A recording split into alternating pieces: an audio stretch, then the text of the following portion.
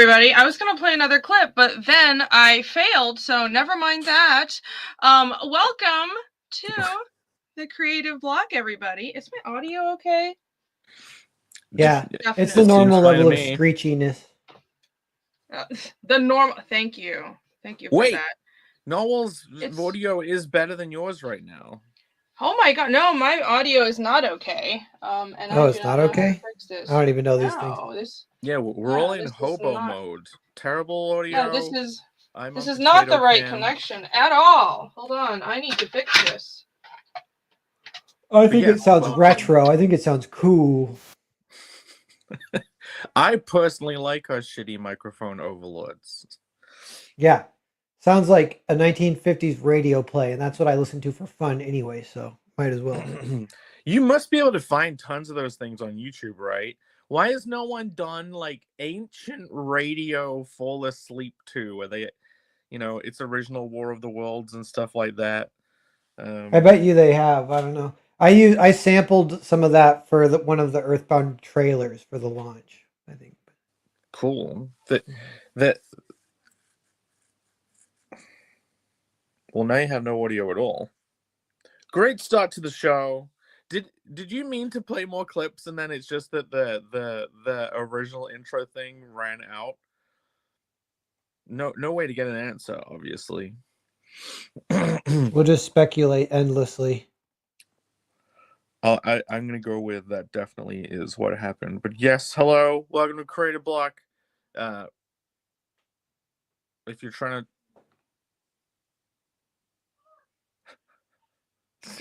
play another clip, play another clip or something. I don't know. It would be it would be so loud if she did have her mic on. Yeah, we would be deaf now if we could hear that.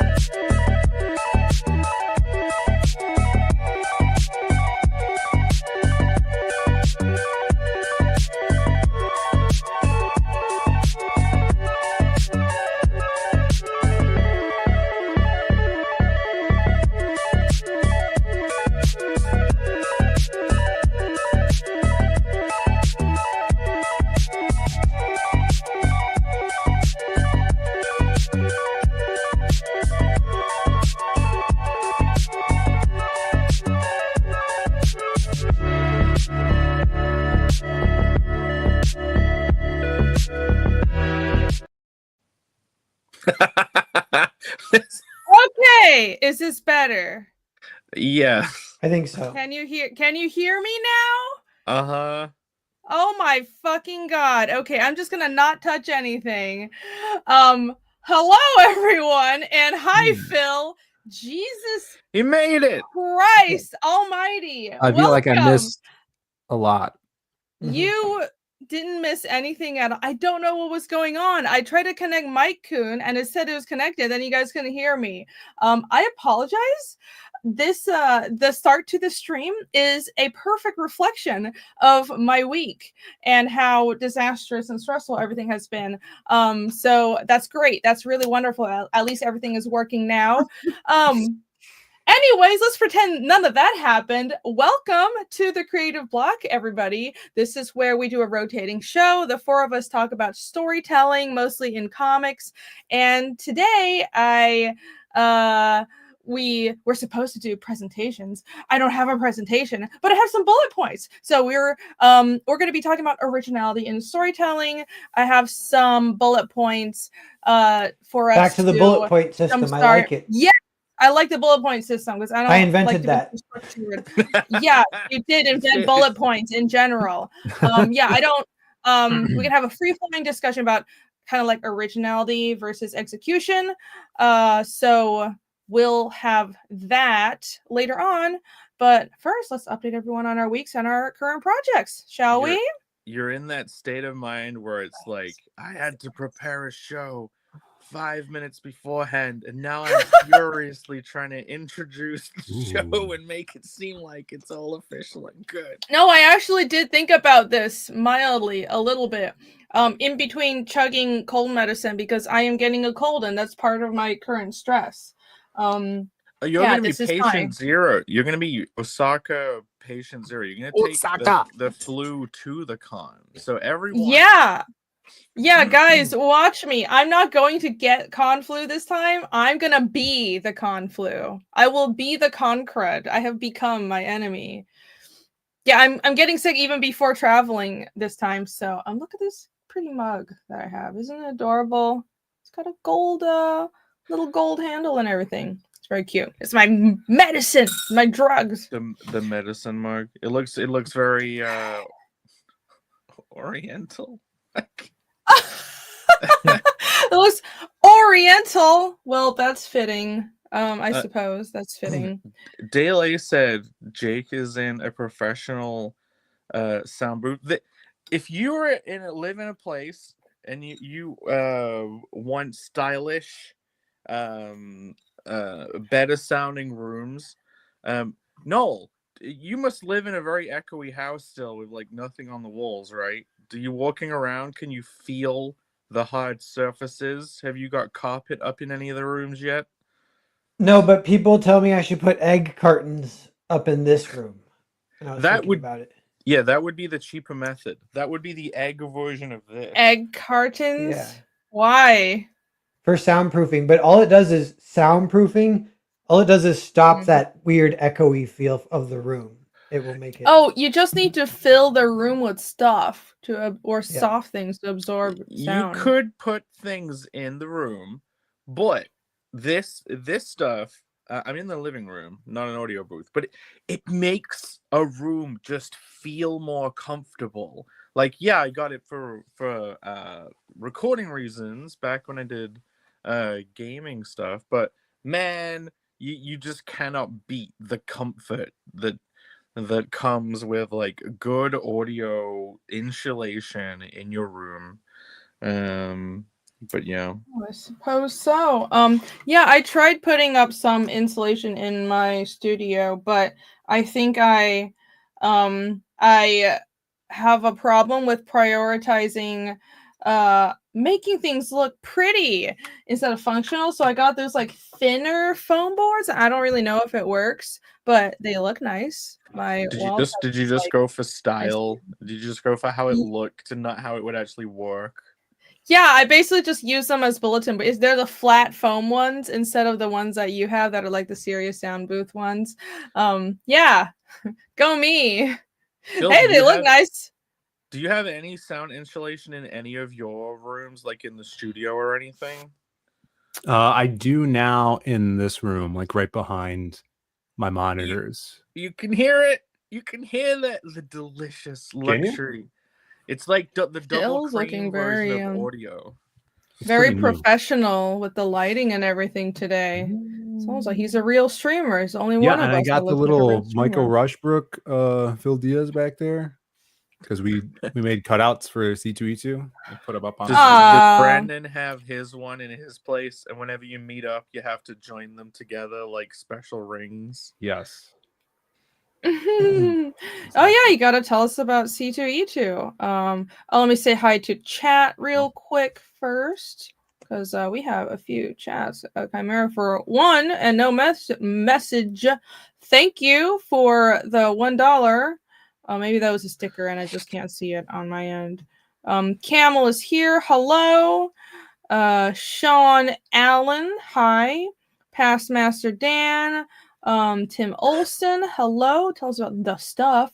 I don't know what the stuff is, but if it has anything to do with our comics, we will tell you all about it. Alex VRB is here sending links, and he just dropped a link to Dark Moon Saga. That's Michael Rushbrook. Michael Rushbrook's original comic. So go there and sign up for that. Snuggie is here. Hello. And Michael Dicha. Everybody else is there. I saw Maromi as well. And who else? Michael Rushbrook was also in chat. So, and anyone else who I missed, I apologize. But welcome to the show. Welcome.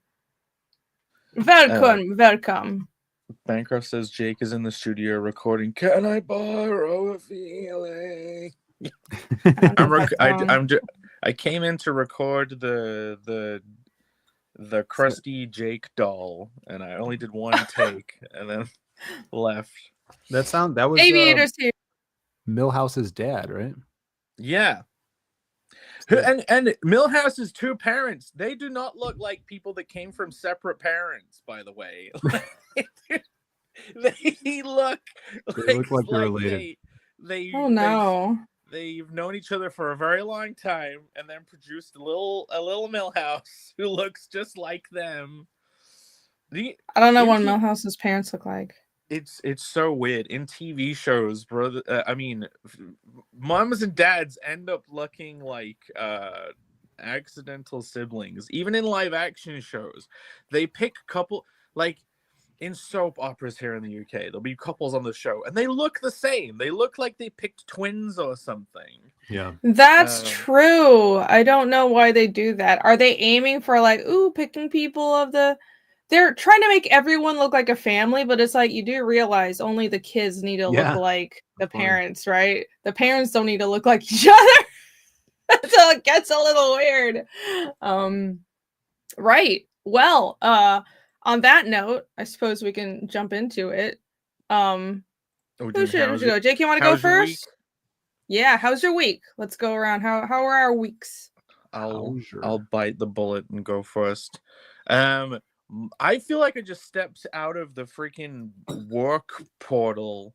Preparing for Osaka has just been so much constant work, and I expected my books to be here already. I was hoping that this week I'd be holding up some Nippon specials. Yeah.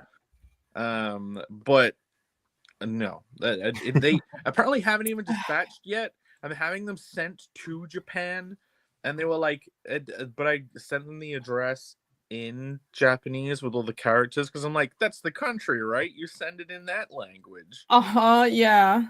And they were like, yeah, we can't make the shipping label for this. Can you give us the better address, an English address? Oh my God. Why? That makes no sense. Why can't they just... I think a similar thing happened to me because I'm also shipping stuff directly to Japan. And they were like, we need the English address. I'm like, but it's Japan. Here, you don't need the local address for it to leave the country. Yeah, look at that. Just type squiggly lines, two straight lines. Just type all that out. Describe the hieroglyphs. But I did get some Nippon. Bancroft cannot be in the same room as one of the Nippon specials. Like a nuclear blast will be initiated. I did get these. Which sweet. Hold on, let flyers. me. What is it? Okay, so I got these. They're flyers for the show, and look, they are double-sided, but the artwork wraps around. So on the table, how's this gonna work? How does this work? I'll be able to you can put them like this on the table, and they look like sweet. Well, they connect. Yeah, they connect. Hey, they do this. So they can sit on the table like this, and then everyone will take two of them, thinking they're separate. This one and this one. Yeah. So the logo came out beautifully. This artwork looks absolutely fantastic. Yeah, that artwork looks great. Wow. That's the first time it's been printed, right? That artwork. Yep. This is the first printing of this particular art. This cover is also in the Nippon special. I kind of put both the covers in the book as well. But yeah, it printed so well. I wish it would come up better on camera and wouldn't be on this terrible potato cam. A little warm and washed out, but I mean, we can see it. I think, do I have you posted a twitters of the flyers, right? Let me see if I can pull it up. I sent you a photo of them. Oh. But yeah, I mean, it's been the like, even that flyer was last minute. I think everything should be in order, ready for the con. It's very exciting. I have made sure in advance. I bought a 50 gigabyte data sim thing. Oh, there they are. Look at them. Hey, there we go, in full glory in its actual colors. And I made sure to slap the traditional Japanese 18 adult only label on the books and the flyers. Very nice. They're strict about that stuff over there, I think. I don't think I could sell the English preview book without like slapping a sticker over something in there. Because there was like a wardrobe malfunction on one of the character designs. But yeah, on the Truffles character design, if anyone has that book, go and have a look at the Truffle page. Yeah, they're very specific about what you can or can't share. They're not prudes, but it's very specific what you have to mark as R18. Hello. Edwin is here. Hello, Duck209, Henry Bemis. Hutzel is also here. I can't find his chat. Hey, there it is. Hutzel. Hello. Yo, welcome to the show. Old friend, thanks for joining. Yeah, it has been a while. Yeah, other than work stuff, I've been like putting on a lot of weight. That's been going well. Well, I remember this because last month you said you were going to the gym, so the weight you're putting on is probably muscle, right? Totally. Well, okay, here's my theory, because Nala was talking a little bit about this before the show. So I switched. I stopped drinking Monster. It's like, oh, sugar bad. Everyone says sugar bad, and I'm like, sugar not that bad. How about you're wrong? So I switched to like energy drink powder, which it's still salt, right? You know what I mean? Like those things, they're mainly salts. Salt's good though. And I decided, seeing as it's not sugar, I guess I can drink more of it. And I think I've basically just been consuming humongous amount of salts, and the salts have been lodging just gallons of water within my ample frame. Which it's totally water. So Which just is water. Why I had an epiphany, because at the beginning of just before the show, Per was talking about a very Jewish way of losing weight instantaneously. And I didn't say it's not losing weight. It's just a way of life. It's just a way of life. The way of life. Oh, okay. It's called schwitzing, and just what Jig needs is a good schwitz. Do you guys know what a schwitz is? Chat? No, I did not until you explained it. Yeah, why don't you explain that? Chat, who knows this? For the folks at home, why don't you explain that? Yeah, see, it's what Crisis said. Go to a sauna. A schwitz is a good sweat. And you can get the sweat from, I was getting it from the stair climber. This is what do they call it in church where you have to talk about you give your presentation or whatever. I forget what they call it. Your witness, you bear witness or something. So I don't know these things. No, I don't know. But anyway. Does going to the sauna really help you lose weight? Well, maybe not, but it'll be a schwitz for you. So it'll be really nice. The stair climber, testimony. It's my testimony for the schwitz. The stair climber would work much better than a sauna. All right. Yeah, well, the stair climber was making me sweat the most I've ever sweated in my entire life, and I was kind of confused by it. And then I would look in the mirror after working out too. My body or my face for a day would be red, like the pores had been kind of fucked with even. And then I wake up the next morning and my face was deflated, looked like I was 20 years old. I was like, what fucking happened, dude? And I was like, it was the Ah. schwitz. It was the schwitz. So that's all you need to know. Great. Okay, so I need to find a local sauna. That would be great. I have been wishing there was like a nice pool with a sauna because I love swimming. If there was a pool with a sauna near my house, I would Yeah. be so fit and I would be going every There single day. probably is It's one. so There's great. one at like every LA or Lifetime Fitness. Oh. Everywhere. Yeah. Okay.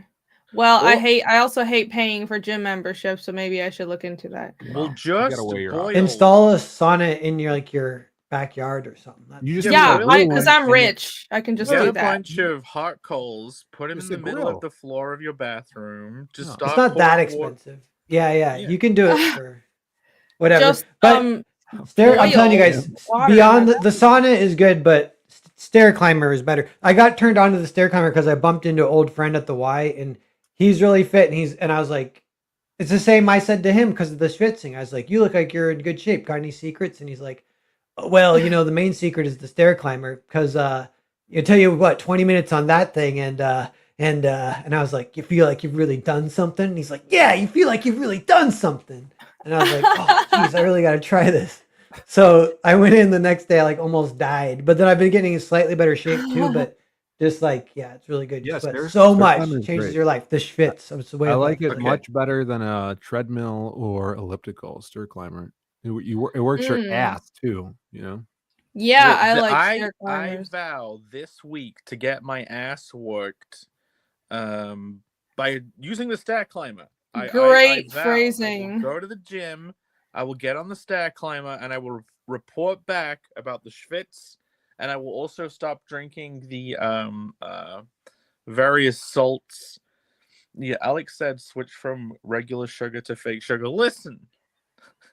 Just cut out What sugar. was it? Chris says, have you ever tried Just water? don't eat sweet things. Just eat nothing but. Here's how I lose weight: eat nothing but vegetables and tiny scraps of meat for a month. I did that for 2 months after around Christmas, and I didn't even work out. I got in great shape. Just starve yourself. Basically, you have become a rabbit with rabies, and then Yeah, you- well, Yeah, it's really can easy. eat the just big don't eat. meat. You don't need tiny Okay, scraps. I'm gonna in the next 2 Meat and weeks before vegetables. Osaka, become a rabbit, get my ass worked, schwitz up a storm, and put down the salt. definitely don't forget the schwitz. And so the one quick thing about over the summer, I went on a crazy hike and I sweated too much and I almost died because that they call that electrolytes. I don't know if I almost died, but I feel like I didn't even know. Like you can be so close to the edge and not know it. That's what I was like. Like I was, according to me, I was almost dead, but it can't be disproven. Right. But my body, like So I that had no salt in my body, so I felt really weird. And then the next you day, need salt. I ate a whole bag of meat sticks, and the beef sticks were like the saltiest things ever. And I was like, oh, never before have I been able to like guilt free just chomp down on salty meats and Yeah. have it. Yeah, Salt I is didn't good. know salt Yeah. was that important. is. Because I always thought dehydration was just you don't have enough water, but it's not that. It's salt and electrolytes or what the fuck ever. Well, if Yeah. you don't have complicated. salt, then your body can't communicate with itself and your brain stops working. So people Oh. that have like developed dementia is they have salt, not good amounts of salt because that's how your brain fires electricity to itself. You know what? Here's another Oh. thing. The brain, and Phill, you're here with the nutritional facts. Yeah. The brain is mainly made of cholesterol. Like your brain is cholesterol. Yeah. And there was a huge movement against like lowering cholesterol, not eating less animal fats. Right. Even if there's like kids who are raised vegan, which is I think fully retarded, but Yeah. like that is like no animal cholesterol from birth. I'm kind of been thinking the anti-cholesterol movement is like a secret low-key way of dumbing down everyone because it deprives them of the cholesterol used to build a brain. Cholesterol is good. Fat makes is sense. I good. Salt is good. You could do without vegetables. They're kind of just like filler and fiber. You can get your vitamins from anywhere, the animal basically. But the thing Yeah. you don't really need is sugar. Like we produce, our You body don't. produces its own sugar. We're just evolved to like it because it's high energy. But yeah, if you can convince yourself to just not eat anything sweet, it just takes a couple of weeks to reprogram what you like eating. Meat is good, fat is good. I did discover that. But I eat veggies just to fill the space, right? To fill the void. Cutting out starch works really well. So sugar and starch, as long as you cut those out and like mildly work out. This is now a fitness stream, everybody. Talking fitness is so much funner than talking comics. We should turn it into a fitness. No, we're gonna talk comics, guys. We're still gonna do that. You know, my dad lost a ton of weight. Used to be fat when he was younger. He lost weight when he was like mid-40s or something, and he's been super fit his whole life after that. But he said a line to me randomly because him and my mom, they think I overeat because I raid their fridge whenever I visit because they keep it stocked with these tasty treats. And so I'm raiding their fridge, and they're like, "You eat too much." I'm like, "I don't eat that much at my house. I just eat at your guys' house." Which is, I just eat when you guys are paying for the food. Yeah, which is actually that's a throwback to like 20s style, but I'm keeping it alive well into my 30s. But my daddy's like, think about food as fuel. Like, are you fueled up? Like, if you're a car, you need to refuel, and once you get your fuel, you can start driving again. I was like, that kind of blows my mind because that totally helps for like. Yeah, no, that's definitely true. Yeah, my parents are really frugal, so the way I was raised was like, just eat until you're 80% full. 吃八分饱, don't overeat because it's a very functional, frugal thing.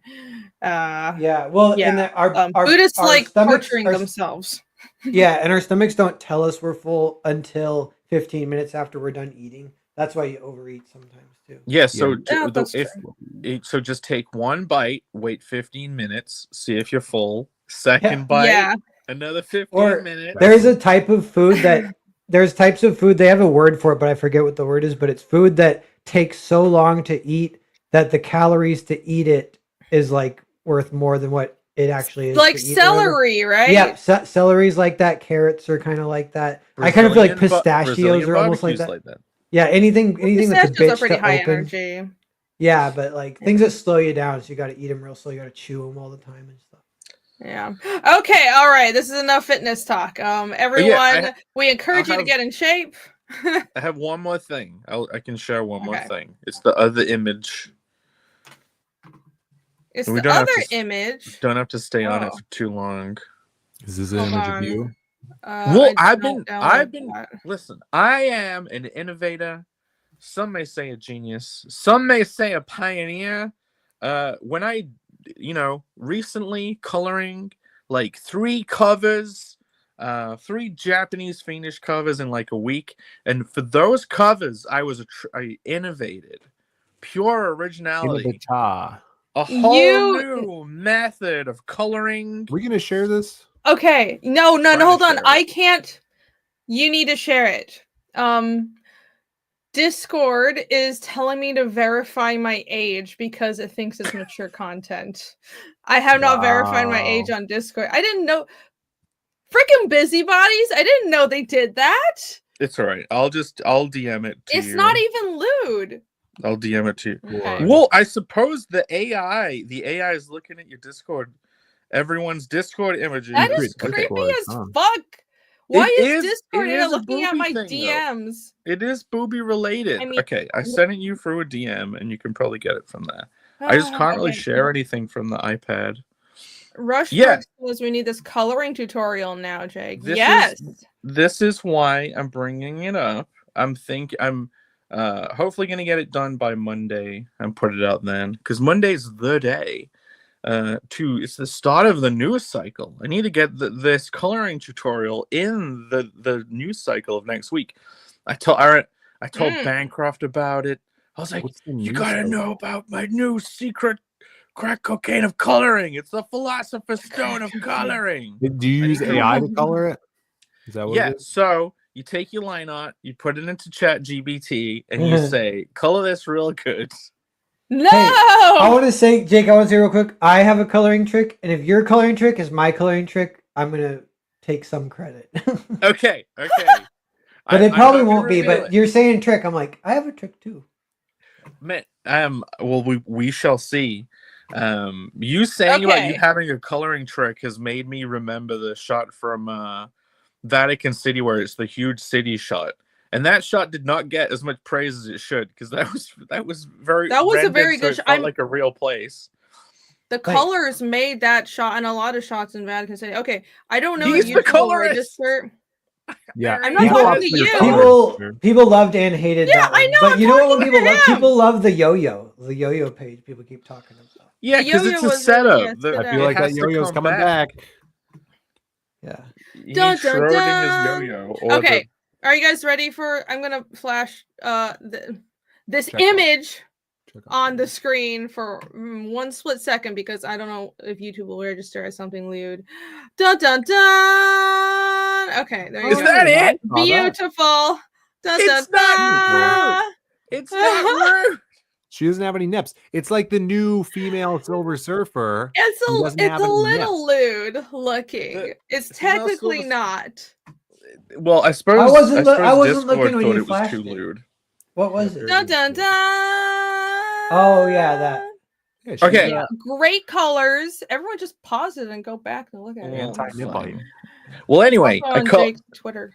I colored that as an example for the tutorial, and now I'm like, maybe I should just show the fiendish covers in the video instead of even bothering showing that. But that's what I Those did. covers turned out great. Yeah, no, hold on. Let me pull those up as well.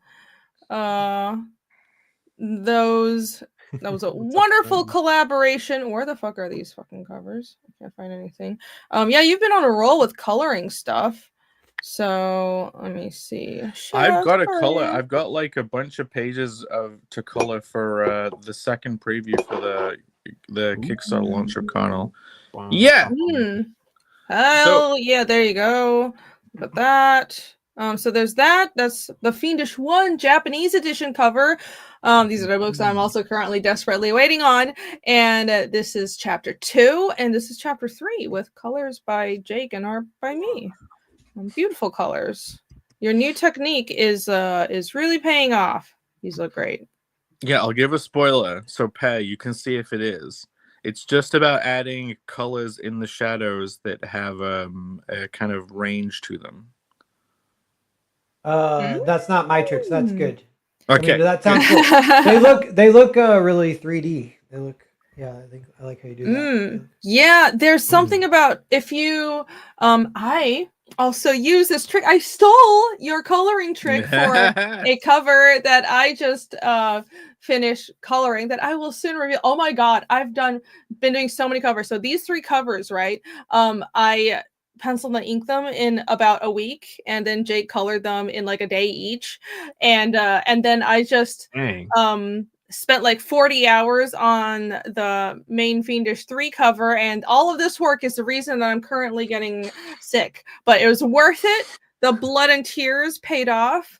But yeah, I used your coloring trick for this new cover, and if you just add this gradient of color, if your shadows have a transition color, the midtones kind of fade into a different color between the light and darks, if that makes any sense.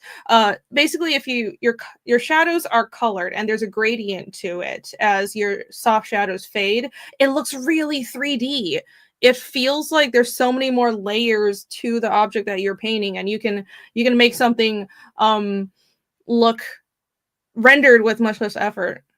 So yeah, because the cell trick. shading stuff I was doing before, sometimes it makes the characters look a bit dead because it's like one color for everything. But yeah, that it's that energy in the Terminator line. Like every not safe for work artist, whenever they're rendering their giant asses and all the skin, what they around the shadows, they'll like even draw a line sometimes of like red in a line around the shadow just to get it's subsurface scattering, which is another. Mm. It is a video gamey term for Is it kind of is like it bounce light or is it something different? this can be used for the balance. No. Subsurface scattering is your skin is translucent and has blood in it. So when light goes Ew. into it, it penetrates the skin and bounces back up, and some of the light actually gets turned red, and you can see it on the terminator line, which is like where it goes from light to shadow. This is a terminator line. So yeah, I won't spoil it too much, but yeah, I will do a quick video, and the method is totally for stealing. Everyone should steal it. It is to get out there in the world. But what do we want to call it though? The Jake method. The hyper method. Call it I'll call it a name that no one will ever call it, and they'll make up their own. That's the way to go. Yeah, I'm oh yeah, you can kind of see it on her knee in particular. Call it the titty terminus method. The titty terminus. Oh my god. Well, amazing. Yeah, okay, no. Yeah, look at a knee. There's like some red in the outline there, and if you look on the head of the mummified guy to the bottom left, there. That low down. Look, you can really see there's like there's like orange there. Yeah, how the midtones of the shading is a different color than the lights and darks.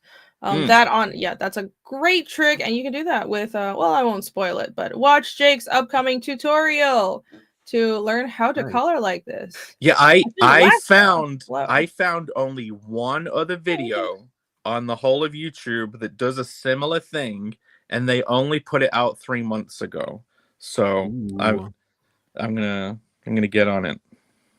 Yeah, this is also that I'm are more into the primary light source. This is all stuff that I'm learning about because I am not actually good at coloring. I've somehow managed to bullshit my way through coloring a lot of stuff just by what I have done is what I can do is I can render. So I just render a lot of detail and then filter things until they look good, which is a stupid way to color. So I'm trying to learn to do it properly and learning about bounce light and primary and secondary light sources. And yes, you can make things look magical with bounce light. That way of doing it was how we used to think of how to get energy in that terminator line. Put another layer over the top and put it to a certain blend mode, and then it would like appear sometimes.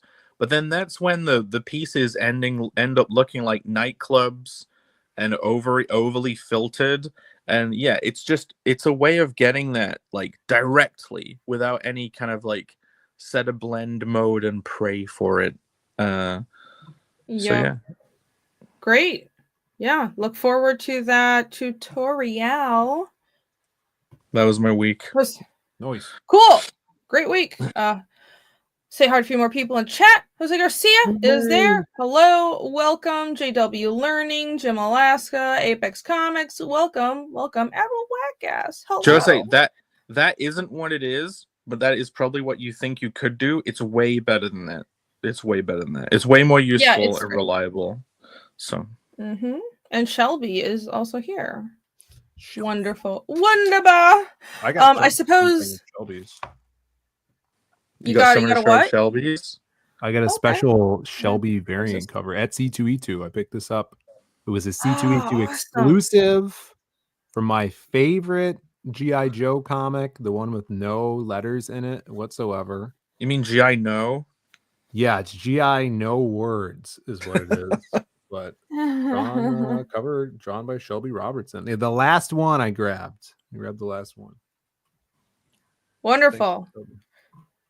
Yeah. Very, very good art. Why is this still doing this? The new StreamYard is so stupid. I suppose. Well, I'll go last. I'm the host. I should go last. Whose week shall we tackle next? I guess. Yeah, go ahead. All right. We had C2E2 this past weekend. It was insane, packed, sold out on Saturday, and it was awesome. I saw a bunch of old friends. Isaac Bell was out there. He's not old. Well, I met him like years ago. I haven't seen him in person for a while, but Paul Thayer was out there too. Project Neosis, who's going to be on my show tomorrow. I got his book too.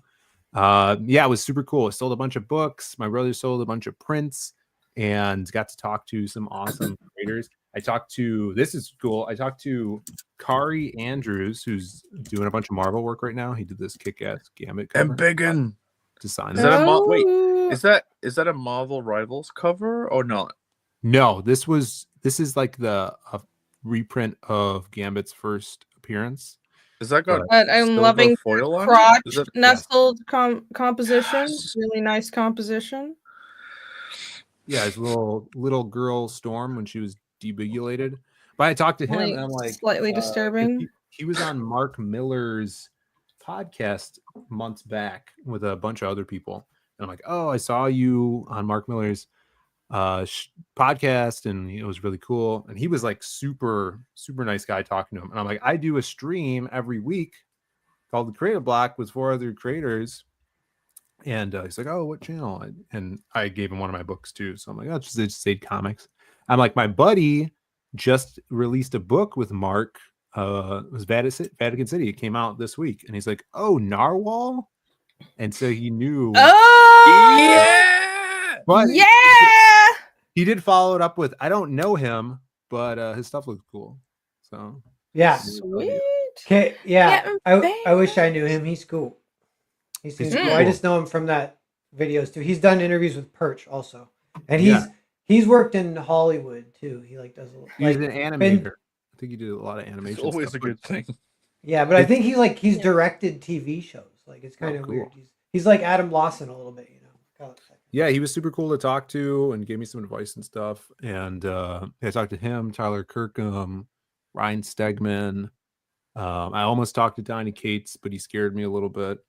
And then he looked a little grumpy. And then a bunch of other people. It was super cool, awesome convention. And the craziest thing too, the Friday, the first day of the convention, I got a notification that all of the Psycho Slumber books were delivered to my place. So like they were at my place while I was at the convention. Okay. So we got them. Fulfillment starts this weekend. We've already been packing books. Get the kick-ass Doug Mankey cover here. We got the Rob Willis. And these look insane in person. Like the red on this just like pops on the cover. And we also got the black and white variants. I think Monday we got those in. I can't find them.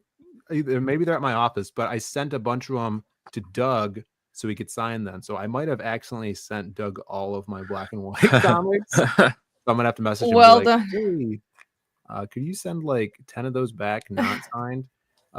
Unless they're somewhere in my kitchen and I just can't find it. But yeah, they look so. I was so happy. The spines, when I got the proof copy, the spines were kind of messed up. So I just told them, make a note that the spines are aligned. So the spines came out great. The interiors, the covers look so freaking sweet. And they're soft touch as well. So if everybody besides Michael Bancroft can enjoy that. But I don't know. I'm on Team Bancroft when it comes to soft touch, but it's my bad. What? It's because greasy fingers. Oh my god. Why Soft should touch covers everybody are have to so suffer? nice. I Maybe shouldn't don't have to eat have and then clean read your hands to read a comics. comic. You should. Oh my god. my goodness. Okay. So yeah, I got those Wow. in. We sold some more shell beans. Someone bought a shell bean. Whack Ass bought one while we were out at C2E2. That was dope. Awesome. And it was good. Yeah. Every time C2E2 happens, I'm always bummed when it's over because the convention is so big that there's so much to see. And if you're working it, you can't go and see everything you want to, you know? We should go to C2E2 and rub it in by looking at everything and then go and telling Phill how good it is while he's stranded on his table. Yeah, that'll work. That's not gonna. I'm not going to cons unless I have a table. Listen, I need to be earning my money back, and it will be a business expenditure. That convention's crazy because I'm local, so like I see people that I went to elementary school with that I haven't seen in 20 years. Ooh. That must be strange. I've never. It's really weird when those worlds interconnect or there's any overlap at all, because it's like it almost it feels like, oh, is this a breach of like privacy, even though it's not really, but elementary school and our private lives, at least I feel like that's it's separate from this public comic stuff. I want to keep it that that's way. like when a guy moves to another city and has like a whole other family, and then one of the families is like, let's go on a vacation to this city because my job is telling me I gotta go to a conference there, and then both your families are in the same city. It's so stressful. Like if you've ever done exact it, same. don't try it. I mean, We can it's all very relate. stressful. Well, Yeah, we can all relate. Well, they never recognize me. That's the thing. I have very good. Your two Facebook families. recognition. Well, yeah, but 2 families. No, I'm talking about the people from that I went to school with. So, like, I saw someone that I went to high school with and like did theater with, but I knew he was coming because I messaged him on Facebook, and he's the guy that got me into reading comics. Like anytime I told him this, I'm like, anytime someone asks me It's all my his fault. journey to comics, he's the guy, the kid that had all the floppies in the back of his trunk because he would go every Wednesday to pick up new comics, and he made me the list of Batman comics to go read, like the essential stuff.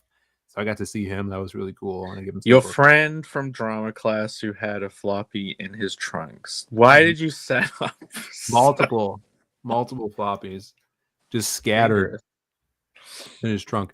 And then the other kid was I was in like 3rd grade with, and we used to get in fights. Like he would pick on me, and then now he's like, dude, you're like tall now. Oh my god, isn't But he bought that a bunch of books that's from me, too. another that's another awkward thing. It's like I can't really separate people from the way they were as kids. And it's like we were all awkward, or people had, it's like you're really mean, and I know you're a kid, and I don't want to hold it against you, but I feel like I just want to, I can't really separate that. But yeah, I did cross an ocean to avoid that problem. Yeah, Yes, they're not indeed. gonna work with that. That's right. It helps. Yeah. Welcome, but Peter Orchard Studios. what's up, Peter? Good to see you, man. Yo. Yeah, so but the weekend was awesome. The thing that sucked was loading up all of the games, taking them there, because we took 50 arcade games, loaded them up, dropped them off. So we had to lug those around. But other than that, it was really cool. I wrote a bunch. Well, I got some writing done this week, and yeah, just getting back into the regular daily schedule, because like a convention disrupts all that, and then it's like, oh no, it's over, and then it's like back to reality. But we are here. Cool. Well, I'm glad C2E2 was fruitful and productive for you. Looks like a good show. Someday I will also go. Someday. Yeah, it's awesome. It's huge. No, evidently no Concord either. Those local fats are doing you well. No concrete? No crud. crud. Con crud, sorry. Oh yeah. It's because he schwitzed. Yeah. It's because I was lugging. We all need to schwitz. Yeah, no, that's the new thing to do. The last time I got that was right before, or as COVID was coming through the borders of the US. That was 2019 C2E2 when that's when I met Doug Mankey and a bunch of people. We were at the con, and then it was like almost like a stomach flu more than a circulatory or a respiratory thing. But yeah, I'm good. I'm all good. Cool.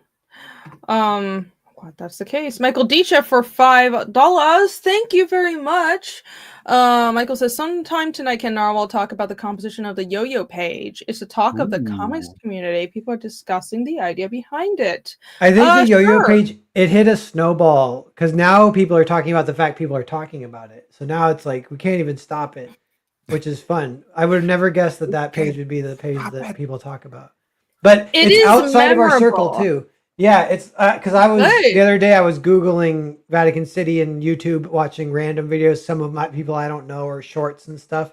And a couple of those, I think I watched like 5. 2 of them mentioned the yo-yo page. So I was like, damn. And then they mentioned the yo-yo in general from a writing perspective. They're just like, he's got a yo-yo. How awesome is that? I'm like, yeah. What are people saying about the Yeah. yo-yo page then? Talk about. I have not seen this conversation. I need to be informed. Yeah. Talk. Well, I think use it does your have. weak- It has a cool Use your target. composition, and that makes people start thinking about the yo-yo. And then a lot of the discussion is whether or not it's a Chekhov's yo-yo situation. Yeah. Of course it is. Everybody It might. has You to have the be. page. Right. One Yeah. guy, Can I you think show it? I watched the same video you did, Pear, and he's like, if it doesn't happen, I'm gonna be really mad. Yeah, yeah. Jake kind of said that too, I think. Yeah. Yeah, that's Well, look, you have one out to say. If it doesn't go anywhere, you have like one out. Because it's red, you could say it was a red herring. You have set it up. Oh, where the red that's could be red herring too. I don't funny. think that's what it's supposed to be. Wait, I do have a cover. I mean, a copy of Yeah. Vatican City, so I'll pull it up. The Maybe entire comics community is going to be in an uproar if this yo-yo does not return. Yeah. Yeah.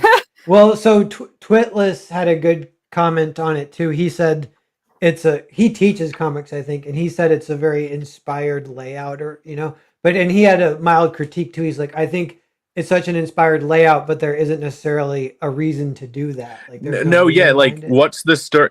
What's the storytelling thing? It's like, okay, his hands from the top, but it goes. It's it's there the whole time, so you're waiting for it, and then it happens, and you're like, okay, what's the point of that? Like, I mean, Yeah. Well, it's character kind of funny. introduction. There's a little humor, I think, but it's like what do you call it? It's like it's just a yo-yo. What's the Freud saying? Like sometimes it's literally just sometimes a yo-yo. it's just a yo-yo.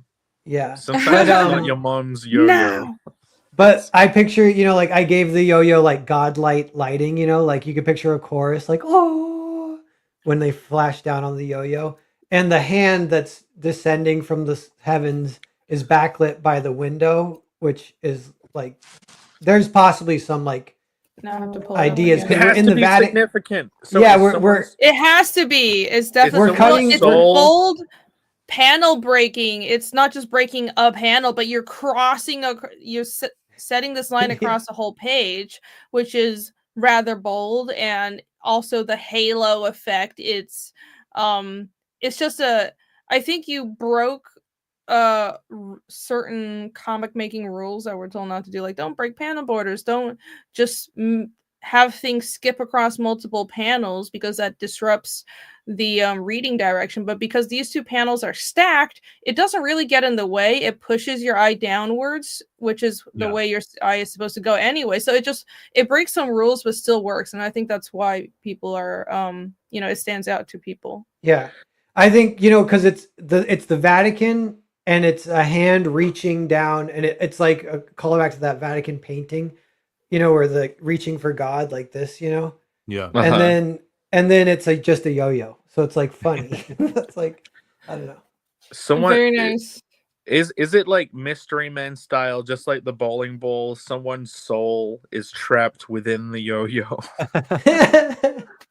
Yeah, that's where the demon queen or the vampire queen's actually in the yo-yo Yes. the whole time. She's in the yo-yo. Well, Yeah. it's actually Janine Garofalo's father is trapped in the yo-yo. I think that's what it is. Exactly, and Yeah. there are like a couple of his teeth in the resin floating around.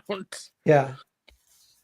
The theories, On that yeah. page too, it's tiny, but there's a few poses of Guido doing the yo-yo, and I had to do a lot of reference. I had to do a lot of yo-yoing myself to get those poses right. Like it's kind of like if you snatch the yo-yo up, that's like what it looks like. Mm. Yeah. Does So he I does he think ever start? Does he start doing tricks? Does he do walk the dog? it's how he earns people's trust later. He might meet a kid who loves yo-yo. He's like, "Here, kid, I have one. I like yo-yo too." He just starts, The yo-yo but then bond. anyone he's trying to impress with it, he accidentally it like flicks up too early whilst he's doing through the keyhole, and it smacks him in the face, and then Yeah. he's made an enemy for life. No, the thing is, what really happens is there's two leaders, and they end up having a yo-yo battle to see who gets to actually decide what to do. The queen has her own ancient yo-yo. Yeah. And that's the Did you? third mega-sized issue is like a huge yo-yo off battle scene. That would be if Pear was writing this, that would be the direction it went, I think. Did you Which guys would not be bad at all. Yeah, well, and real quick, because this anecdote's kind of hilarious, but I just want to tell it kind of fast. We don't have to spend too much time on this, but that double page spread, I had tried to pencil it, and I had failed miserably. The first double page spread I'd ever drawn, and it wasn't looking good in pencil stage. And I spent kind of a day messing with it. I was kind of depressed, and I was like, I think I actually need like a long ass ruler to make a perspective grid. And I'm like, I know normally rulers, they don't even make them that long, so a lot of people do is that you use string and you tape to the board and you can just get it there, whatever. So like, all right, I need some string. So I start walking downtown looking for string. I can't find it. There's no store that sells string. Where the fuck do you go? I don't know. So I'm actually going to like bookstores. I'm like, maybe they have string. I don't know. Why like would you go to bookstores? Go to well, there was no other options. Michael's. But bookstores have like they have like binding material, or they have like gifts and whatever. They have little like things. So I asked the lady, I was like, "You got any string?" And she's like, "What?" I'm like, "No, I just am looking for some." She's like, "This is a bookstore." I'm like, "God." Oh my god. So I walk out. You're the local crazy person. We have all the materials for binding the books right here in the store. Yeah, that's how they grow the papyrus right there. Yeah. So on my way out though, I passed their little gift wall and I passed some yo-yos and I'm like, yo-yos have string. There's a yo-yo coming up in the script. So I bought it and then I used the yo-yo string to make the perspective grid for that double page spread. That's awesome. Cool. That's an interesting tidbit. That's the payoff of the Chekhov's yo-yo. You've already used it. Yeah, all the behind the scenes are there's a lot to it. Jose says the yo-yo returns at the last page of the last issue. That's it. It doesn't functionally come in any other way. Like, just finally, I could yo. And it says, again. It talks and it says, "Remember me?" It's perfect. His father's face appears in the yo-yo and starts talking to him. He's like, "Man, am I going crazy?" Oh my god. Wait, Maromi for just real quick, Maromi member for 38 months. Thank you very much. I don't know how to pronounce that, but I can just read the kanji, which is half of how I get by in Japanese. I think that means I wish you success. Thank you. Yeah. Bad Japanese. Thank you very much. Okay, sorry, Jake. Well, that anecdote now indicates, and this isn't me fishing for an official answer, that the yo-yo you just happened to find was red, and therefore the yo-yo's red coloring in the comic is just a reference to your own personal yo-yo, and not specifically defined as red in the script. Yeah. I mean, I don't know. I actually forget the exact script page. But Mark's scripts are great, though. They're perfect. They're kind of minimalist, but you know everything he needs. I didn't have to ask him questions at all the entire way because it was all in the script. Yeah. A true master. Mm-hmm. Well, great. But I didn't ask him what the yo-yo color was. If he did say, I don't remember. I don't know. Okay. Well, the red works really well. I keep feeling I have to pull the page. I think most yo-yos are red. Dunkins, Someone said if it's not a Dunkin', it's not a yo-yo. There was a period in like elementary school in Asia where everybody was playing with yo-yos. Did you guys have that? Okay. I thought it was because of this manga. There was like yo-yo manga at the time. No, you're thinking of Yo-Yo Ma, the cellist. No, not him. Like an actual comic with yo-yos. In England, teenage years, we also had a yo-yo craze, but it was the yo-yos that had the like clutch thing in them, so they would stay down, and they had LED lights in them. Those were dope. They were the super cool ones. Had those. An X-Brain. That's what they were called. Did you guys have an X-Brain? X-Brain? I don't remember the brand, but they were lighted. They had these like spinning things in them. They were like high-tech yo-yos. All the boys were playing with them and like doing tricks. And it was like, ooh, this is like, it was like the magic tricks to impress girls in our early teenage years. And it was definitely impressive. People in the chat, did you have an X-Brain?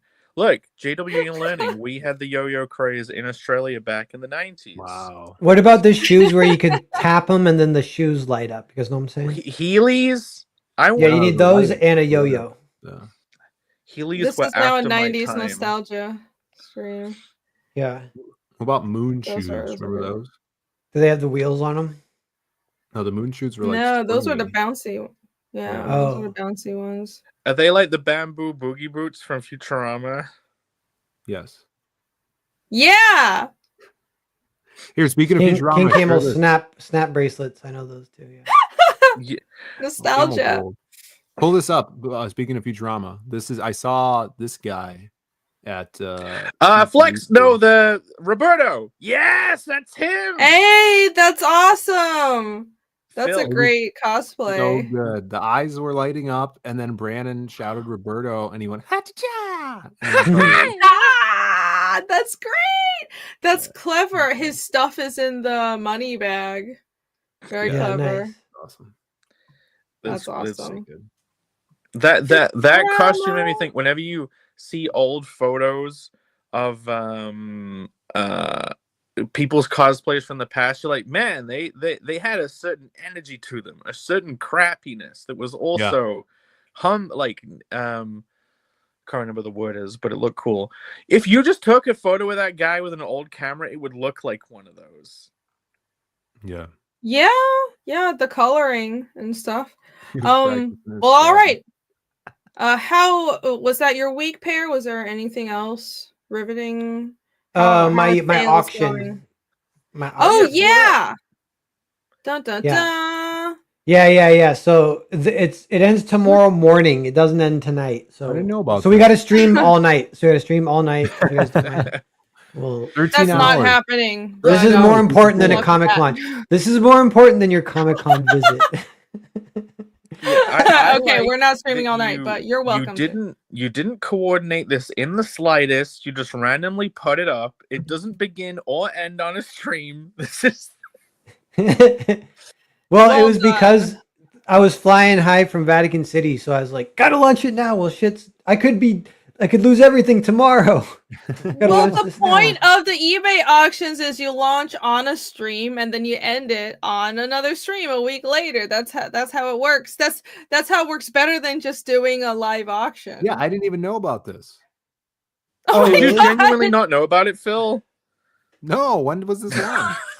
That's the Oh my God! Yes. Okay. Well, anyways, Pear has an auction going on, guys. Everybody go give him some money. yeah. Is there a link? Can I post a link? Somebody post a link to Alex this. VRB Thank you very much, put Alex. a link. You should I pin it. appreciate it. Give it a pin.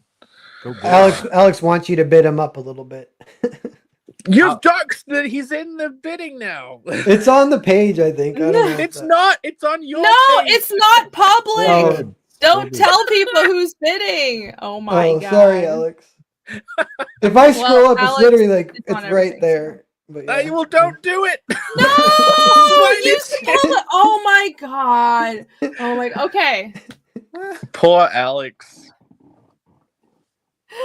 Okay. Don't do that. People don't know how Hey, eBay works. Apparently. Pear, how's the dopamine Well, he been doesn't. this week and weekend?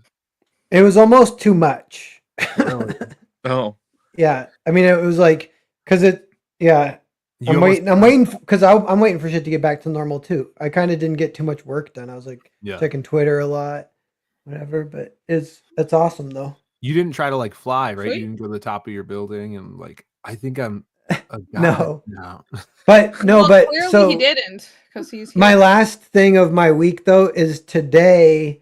My brother, he's kind of the one who got me into biking. He's really into biking. He's younger brother, and he has 2 kids. So I'm like their uncle, and they're like 3 and 2, 3 going on 4. So they're awesome though.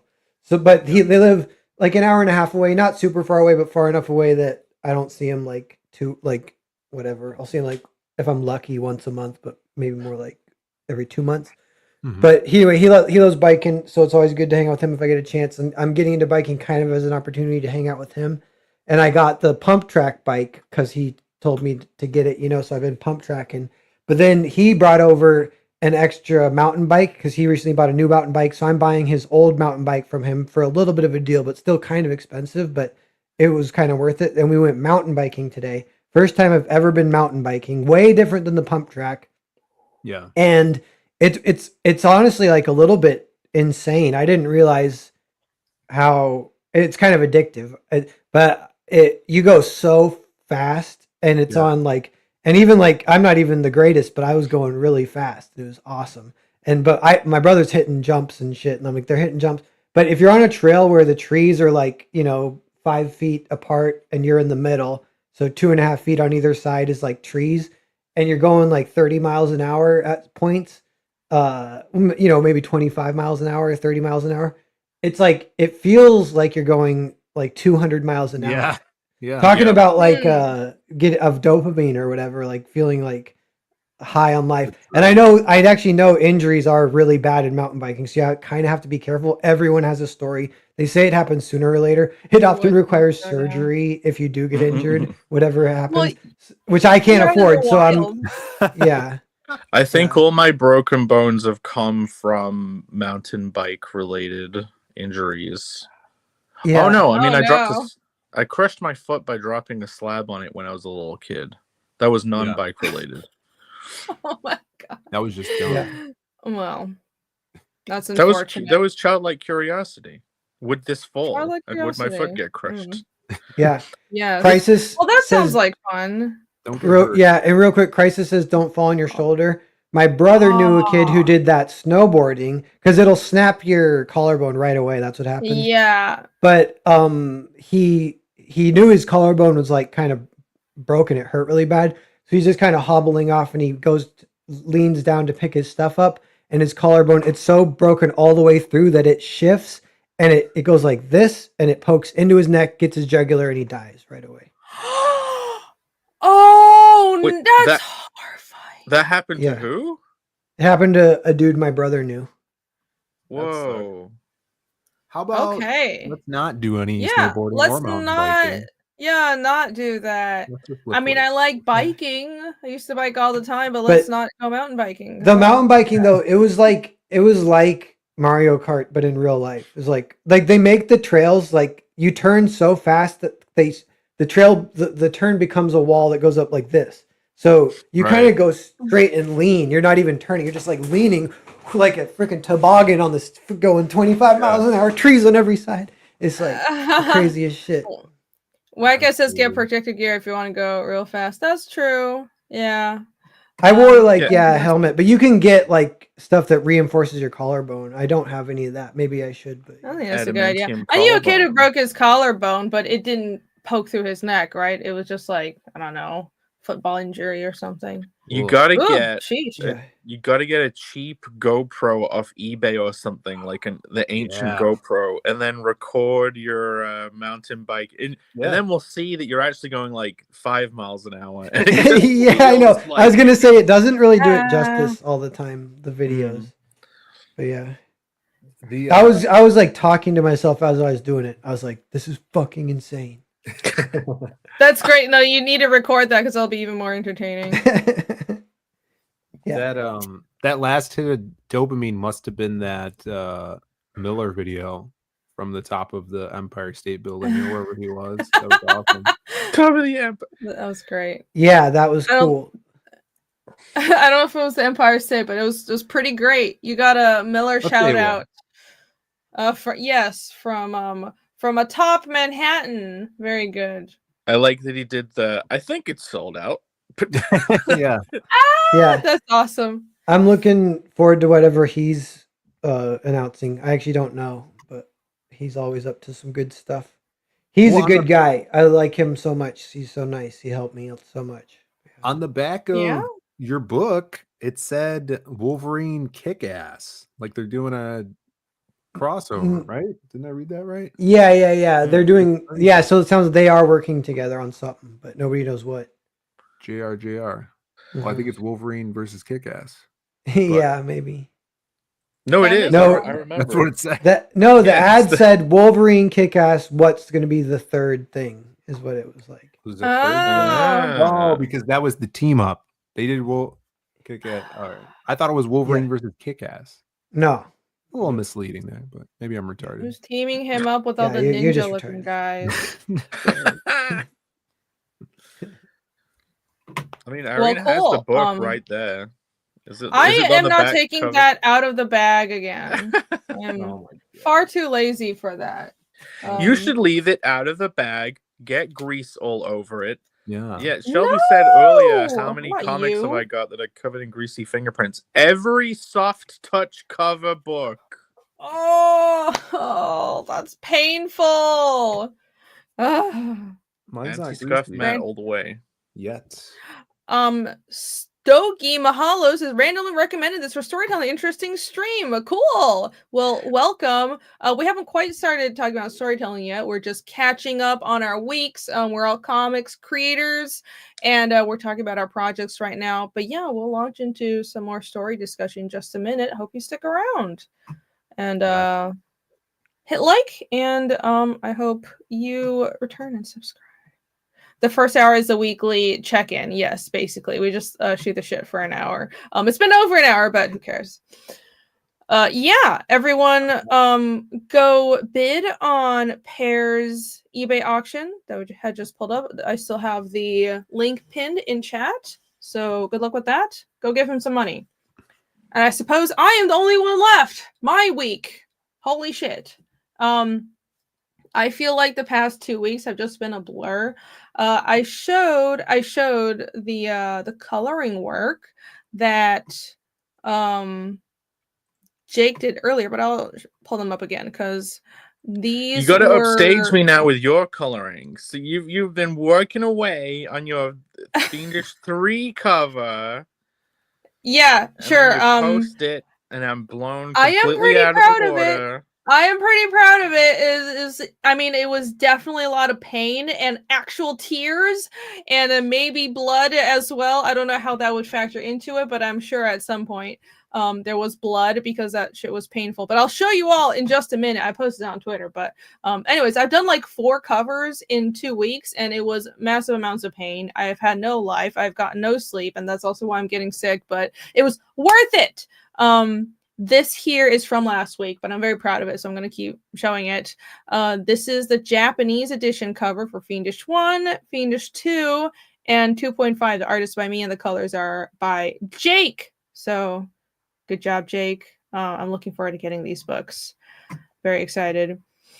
But, yeah, this week, Fiendish 3. I've been... Yes. So, guys...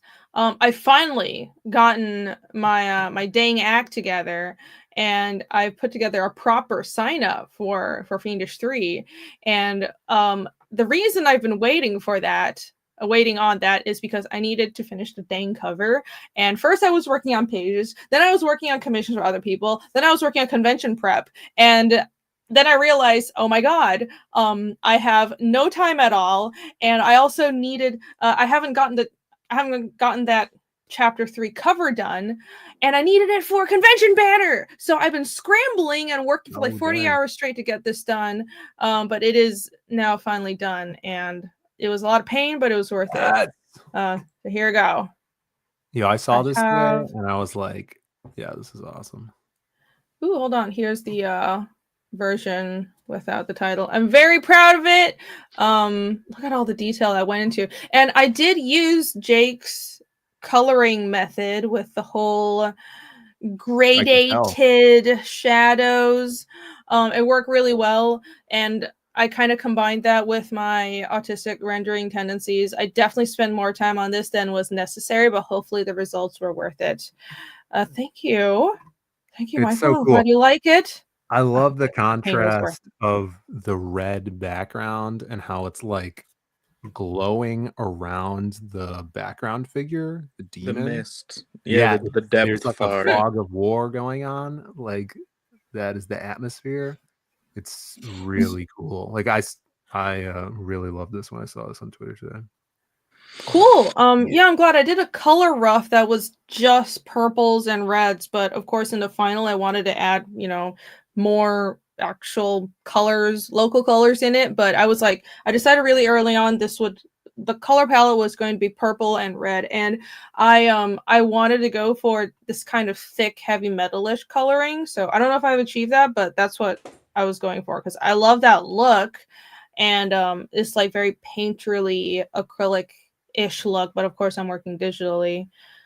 So yeah, I'd like to I want to push myself to be a better colorist. I want to level up for these covers going forward. I want Phoenix 3 to look really good. I've been going crazy on the interior pages, and I've been doing those traditionally too. This is also a traditionally inked piece. The colors are digital, but I do have the inks for this.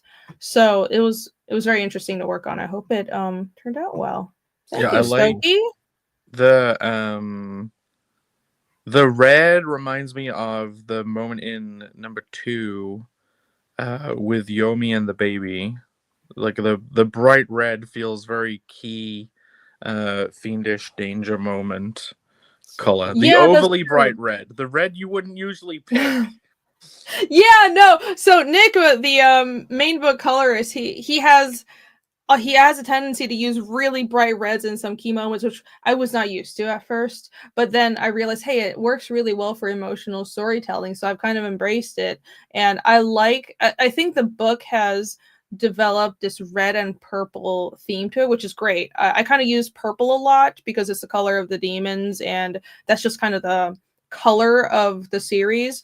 But the red has been in a lot of blood, and because of the way Nick colors, I think we've settled on a palette, which is great. It's just naturally happened. Yeah, Dolly asked, do I use Clip Studio? No, I use Photoshop. and the Ragna's hair and the blood of the demons contrast the purple very well. Like having the demons have green blood is awesome because it's directly across from the color wheel from purple. Yes. So that all works Yes, it together. paid off. Yeah, that was a random decision from back in book 1 where my colorist was like, do the demons need to have red blood? I was like, no. So he just made them green. I was like, sure. So it just happened to pay off. Awesome. Yeah. Random decisions made on a win paying off is great. But yeah, this is also a new convention banner that I ordered a rush order of, and I hope it's in time. Everything was a rush order, but everything for Osaka Comic Con, which is in it's in 2 weeks time, but I only have like a week to prepare because I'll be it's the 2nd. It's May 2nd.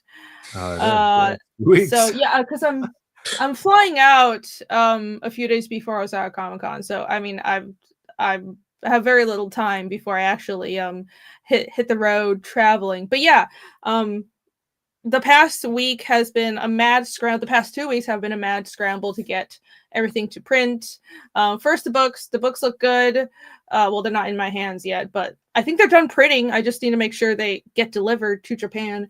And also this banner, which I was scrambling to finish, and I realized that I had very little time left to do it at the last minute. There was a lot of stress and maybe some wailing, but I got it done. So I'm very excited.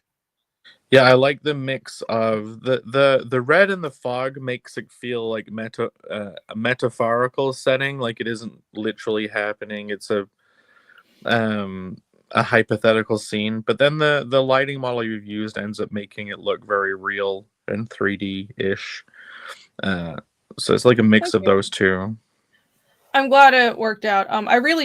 I genuinely don't think I'm a good colorist. I'm learning to be a better colorist, but planning ahead with the palette and also using Jake's method helped a lot. So yeah, I'll keep trying to improve. I'm still really slow though. This took me so long. Let me go back to the one with the logo.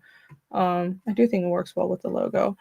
But yeah, so this is another reason I needed this finish is because the proper sign up for Fiendish 3 is now live and on Indiegogo. So behold, and I also have some these are preliminary colors, but I have some colored pages in from Nick, and you can see little Nice. tiny snippets and sneak peeks of some of those colors coming in.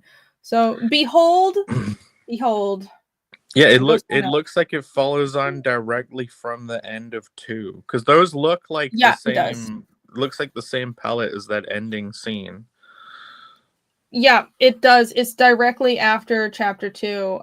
So 2.5, for people who didn't read it, was a character backstory. So it was a flashback story and it was a one shot. So the reason it's called 2.5 is because it's meant to be kind of a side. If you know Gaidens, their supplemental story is a supplemental story, and it's a story break that's meant to be read between 2 and 3, but 2 and 3 are still consecutive back to back. So the story picks up right after Fiendish 2, and we go to Thalfrin, which is what you see here. These are some panels from the first few pages.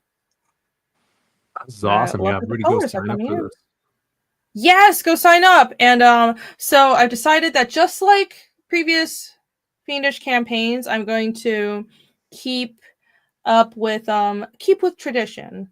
After doing several campaigns, there are certain things that I think I like to just repeat the setup for from previous campaigns. For example, the trading cards for stretch goals and having an exclusive trading card for people who sign up, I think is a great idea. So I know I have a website sign up, but here this is the proper Fiendish Chapter 3 sign up on Indiegogo. So I will have another dedicated sign up on the website soon, but right now the Indiegogo sign up is what's live, so you should definitely go here. Just put your email address in right in that bar. I promise I won't spam. You'll just be notified when the campaign goes live, and you'll get a free exclusive trading card. So do that if you want free stuff, guys. Ding, ding, ding. Yeah, and even if you're signed up on other mailing lists, whenever people put up the Indiegogo pages, doesn't it influence like how much they get shown off by the algorithm depending on how well their little individual sign up pages do? I think that's how it works on Kickstarter. I'm not sure. I don't know. I haven't heard about that. I heard that That's once. interesting, though. It could have been bullshit. Well, if I knew that, I would have set up a sign up earlier. But well, because I only have like what 2 months now. I'm planning on launching in June, so Wow. yeah, it's soon. I want to get more pages done, but at a certain point, it's like I want to launch in the summer, and I need to just get it out of the way. So June is what I have planned right now. I'd like to have it live by Heroes. So Awesome. right now, that is the tentative plan. Tentative. Yeah, I think that's my week. Just getting the sign up, getting things to print, and getting this cover work done. And being in a lot of pain, but that's fine because it's all worth it. And I'm happy with the resuls. Phoenix Tree What is you need, moving Irene, is a forward. good schwitz. Proud. I mean, I need a break. I need to just go to the gym and punch a punching bag or something. 5 I hours think it on the would help. Stairmaster. I would. You won't regret I do it. have one of those bike things. Actually, I mean, I definitely need to work out more too, but that the peace that you feel after a really good workout. This is why I love swimming. Because it's a really good workout, and you also don't. I hate running and going to the gym because you just get all sweaty and gross. But with swimming, you don't, and you get a really good exercise. And also, I just love swimming. So you can that high that you schwitz- get afterward is great. You It's can great. schwitz directly into the pool water, and then you can swim in your own schwitz while That's swimming in right. other people's schwitz. Yeah. Well, That's you right. see, They call that the it's bisque schwitz. that's why they have chlorine and bleach, and you just get bleach while you're in the water, which is really great for your health as well. You should definitely drink It's pool a water. schwitzapalooza in there. Yes, Irene, yeah, it's great, very sanitary. can you swim the whole length of the pool without coming up for air? Depends on the length of the pool. Well, like a regular gym A pool. regular gym pool, probably not an Olympic pool. Oh no, it's been a while. I used to be able to. You need to build up to Prove that. it. I did do competitive swimming. Yeah, I love swimming. I wish I still had an actual gym membership to swim. I don't know anymore. It's been too long. I did some competitive swimming in like high school and middle school. So it's been a very long time. But America doesn't have yeah, swimming I still love it. pools, right? That's the problem. Yeah, it's it doesn't, and people don't know how Have to what? swim either, which is so in Taiwan there are pools everywhere. There are lots of public pools that are very clean, so it's not just disgusting. But in America, either you need to buy a expensive gym membership, or I mean, there are some public pools, but they're all fucking disgusting. So I haven't been swimming, and it makes me very sad. Just do the Very sad. Narwhal River method. Find a local water source. Yes. Yeah, I'll just find a river in the Schwitz at the mountains. local port, like Kramer from Seinfeld. Yeah, that's what I'm gonna do. But yeah, let's see. India's got Go some ahead. good public pools. Well, I'm not moving to India. Oh, okay. Oh, what? It's perfect for women to move on their own too. Yeah, I'm not gonna do that. No, up here in Alaska. Oh, you're in Alaska. That's cool. I want to go someday. We have tons of tourists swim around our glacier.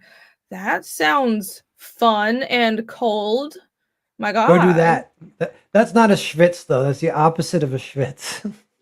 Yeah, I would die probably. But it would be. Oh my God, this reminds me of when I went to Iceland. Iceland is magical fairyland. It's beautiful. It literally is a land that is between volcanoes and glaciers. It's amazing. But because of that geology, you have hot springs just by the roadside. So it's really cold, but you can just jump in these hot springs. They're not even, there's nothing built around them. There's just pools in the ground that are hot water, and it's like you can feel the minerals in the water and everything, and it was amazing. Go to Iceland, everybody.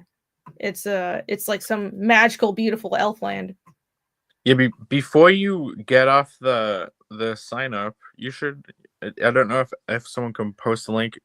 You could, I guess, pin it. Oh yeah. I wonder how many signups you can get during the show. Yeah. Let me post that. I didn't want to replace Pear's auction, but you know what? Wow. I shall. Oh my I God. shall. These I phones. will be a bad friend.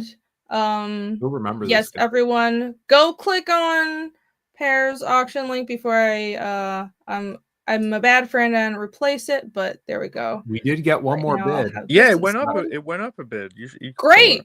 We got a bid. Good. Everybody, give him some money. And also go sign up for Fiendish Chapter 3. Then it has an actual proper sign up right now. You And have that's to. it. That's my week. You have to play Spike McFang every day of the week until the auction ends. Yeah, I'm so Yeah. addicted. Speaking of dopamine, Spike McFang, so much more than getting shout out from Mark Miller's beating that game in the dungeon.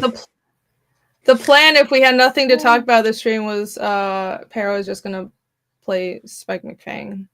Well, you could talk about how original the Ooh. mechanics are. Well, Dun, dun, or- dun! it's like Zelda, to be honest. Yeah. Hey! Yes, originality. Wow.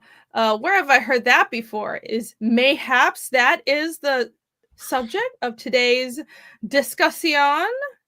Oh my. All right. Spike McFang. Powerful. Vampires. It looks like a top-down Zelda game.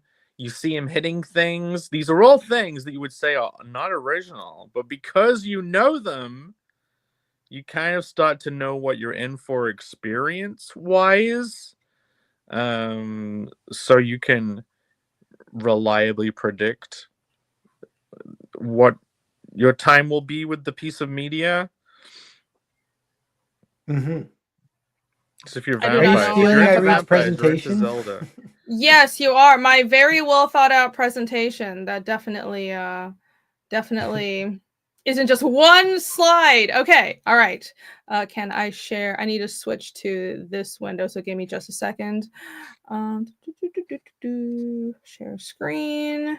Michael Bancroft says Mike Barron called the Lucent completely original. You may end the discussion now. I talked to him after that. Wow. Bancroft. Barron, he's actually never seen The Matrix. So that's probably Has he I not? mean, the Lucent, he hasn't. I don't believe that. Of course he has. The Lucent is quite original. So, If you haven't seen The Matrix, right. Oh my god. The opposite of original is derivative, eh? Is that true? Or no? Well, what I thought we should talk about today is whether that even matters.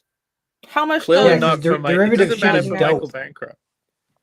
Yeah, the Lucent is dope, even though it's derivative of the Matrix.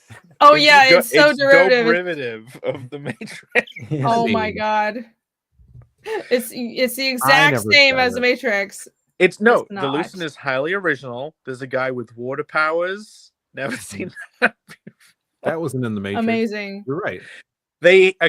True. They didn't have water powers in The Matrix.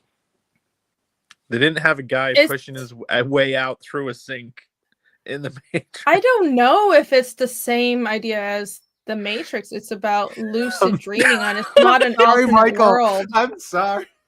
You guys are terrible. I'm going to get some grapes. Yeah. Everyone, go get your grapes. Everyone go support Michael Bancroft. Ella is secretly in a coma dream the whole time, and she's whipping up a whole Matrix in her mind. Okay, I'm gonna start my bad presentation now. At the end of the Lucent, Ella wakes up in a birthing pod and sees the Earth is destroyed and black and charred. Holy shit. Okay. Originality versus execution, and what does that mean? What I was thinking was, I want to talk about whether originality, as in trying to create something that's totally new, oh my god, it's just never been done before, which I don't believe can really be achieved, because, well, there's nothing new under the sun, and I do believe that all new creations are just combinations of existing puzzle pieces from pre-existing stories and things that we've seen in the real world. It's impossible to make anything original, because all that, our only frame of reference, are media that we've consumed and things from real life and events and characters from history. For example, Game of Thrones, Song of Ice and Fire is heavily inspired by history. Is that original? There's so many references to the Red Wedding and the War of the Roses, and all of those things are very close, very obviously related, but that doesn't mean the story isn't good because it's well executed. So that's what I'd like to talk about today. Yeah, step one, you can't, it's not possible, so don't bother. So step two, just copy everything.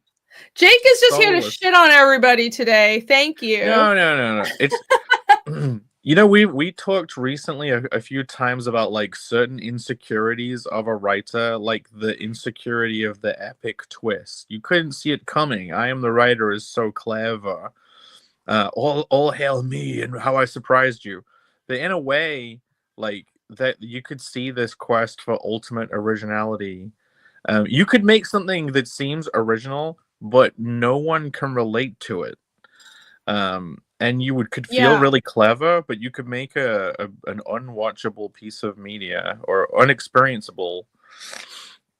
That's a really good point. I remember, so in college we had a lot of exercises creating our own little IPs, like pitches. We had a lot of classes that made us make pitches, and this one idea I had was set on, I wanted to be super original, so I set it on an alien planet with these double jointed aliens and stuff, and the Earth, the alien planet Earth didn't have a blue sky, it was like a pink sky, so the color schemes were all messed up and atmospheric perspective was all reversed and stuff. And I did a bunch of concepts for that, and the problem I encountered was, sure, it was original, but it wasn't particularly relatable, because you didn't have these shorthands of, well, these are people that I relate to, and the world just felt off, the visuals felt off.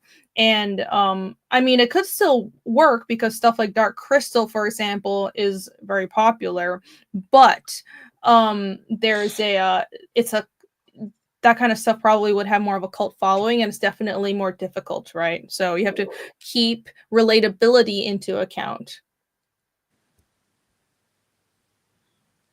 I like Hi, Phill. Welcome back. Hello. Jose says, original idea, vampires on full tackle suits to fight under the sunlight. Ooh. That's an original idea. Well, Very original. again, no, that's kind of a good way into it. Like, that is something you know, but then you're twisting it again with something you also know, like tactical suit, home invasion style. You get it.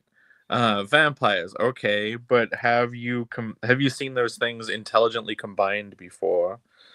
Right. So I think I'm not in this instance talking about originality in the sense of this a story is a complete, just wholesale ripoff, IP theft of somebody else's work. What I mean more is precisely that, is the elements in the story are taken from things that we're fans of, or from things in real life and history, and from types of stories that we genre well, tropes there that isn't we a know quote about. from the Bible. He said, "There's nothing new under the sun." And if you're pushing to Is do that something new from- beyond that, you might make trash in a way. That's a Bible quote? Yeah. There's nothing new under the sun. Yeah. John Henry Biblestein.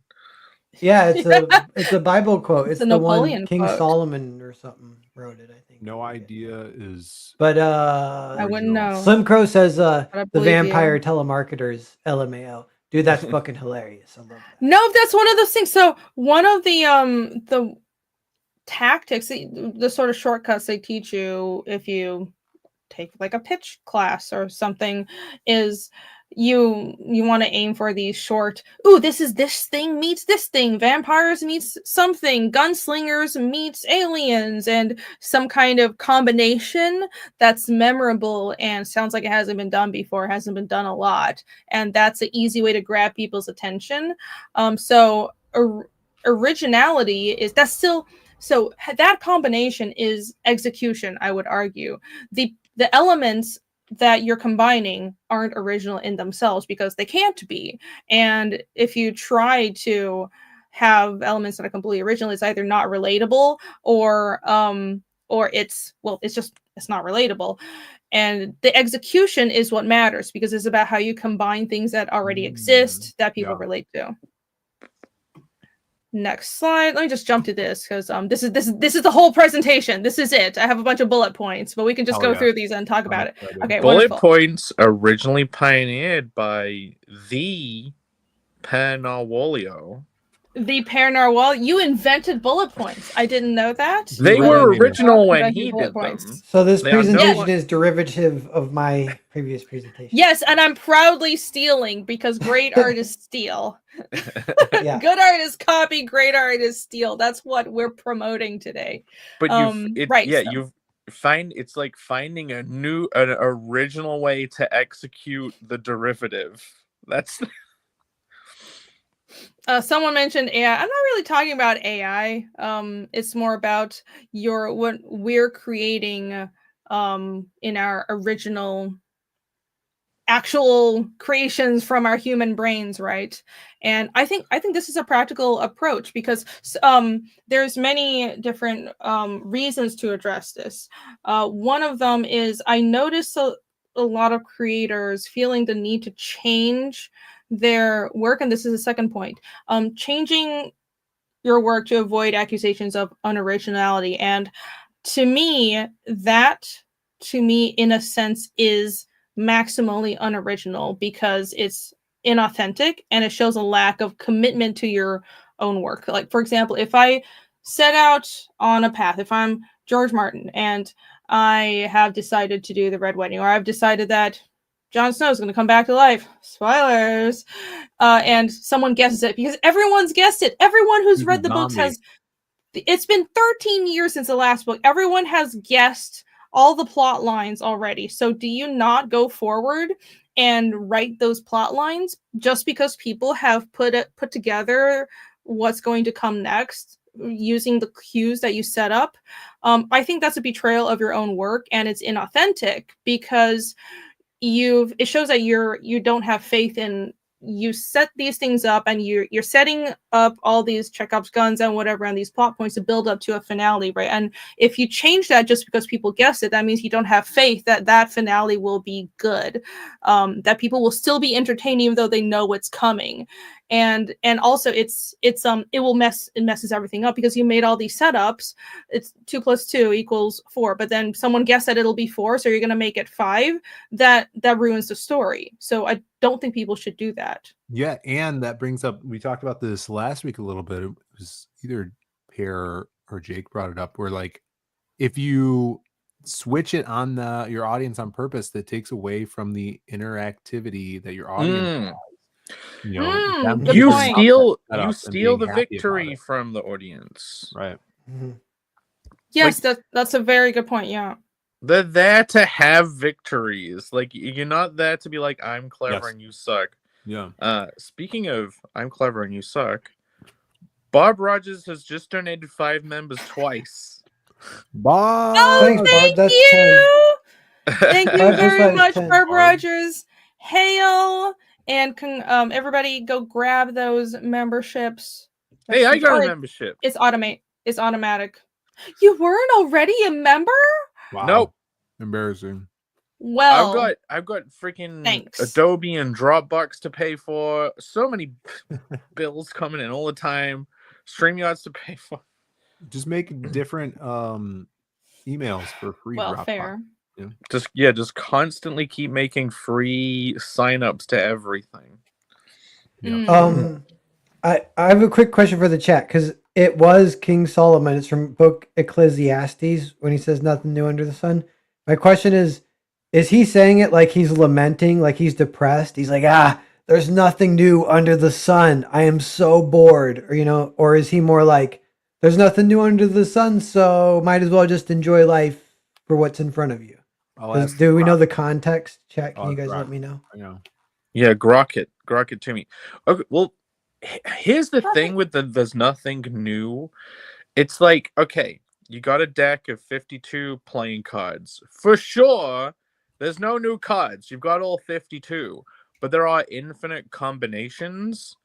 That's the same with storytelling. Like, sure, if you're gonna have rising action, you're gonna hopefully have a crescendo at the end. There's gonna be characters. Believe it or not, your story's gonna have characters in it. Like, these are the Really? These are the, yeah. It's not a story if you don't. It's just, but yeah, these are all the playing cards, the aces, the diamonds, and it's just how you combine them. Great way to put it. And there's infinite combinations. Yeah. I did. I was about to grok, and I grokked, and he has an answer. Grok says King Solomon in Ecclesiastes 1:9 says there's nothing new under the sun, meaning that human experiences, pursuits, and patterns repeat across generations. In context, he reflects on life's cyclical nature, expressing the futility of seeking lasting satisfaction in worldly endeavors and everything. Joy, sorrow, work has happened before. This sets the tone for the exploration of life's meaning, emphasizing wisdom and divine purpose over fleeting novelties. So he's basically saying life sucks, so get faith, and I don't know. He's saying don't bother going to Mars. There's no sexy bitches there. He's right, not that's talking exactly what he said verbatim. He's not talking about creation at all. He's talking about life. Everything that could possibly happen has happened to someone, basically. You know, that reminds me, this is a little separate, but this is something the great LeBron James says. And he says, never get too high, never get too low. Never get too high after a win, never get too low after a loss. Because there's nothing new under the sun, and all the greatness goes to God. Is that how he sounds? Yeah. That's his exact voice. And yeah. You know what? Yeah, as a Never get too pair high. of voice acting. Great voice acting. JW Learning says we can only create based on the world around us. We cannot conceptualize something that we know nothing about. True. And I think so. I had a professor tell us in art school, we're not going to know what we're doing as writers and artists, but especially as writers until we were at least 30. And at the time I was like, harumph, I will figure this out before I'm 30. And well, no. And I think a big part of that is so the type of unoriginality that really rubs readers the wrong way and is not entertaining is things that aren't, you're not making a new combination from what you already know. It's not like, well, I'm taking Naruto and but it's in a world where everybody's a cat.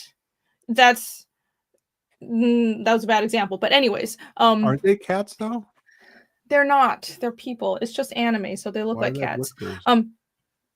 Because only he has whiskers. It's anime. He's a fox. It's complicated. I'm not going to explain it right now. You should understand this. You're a weeb now, Phill. You've had Trigun intravenously for like nearly a year now.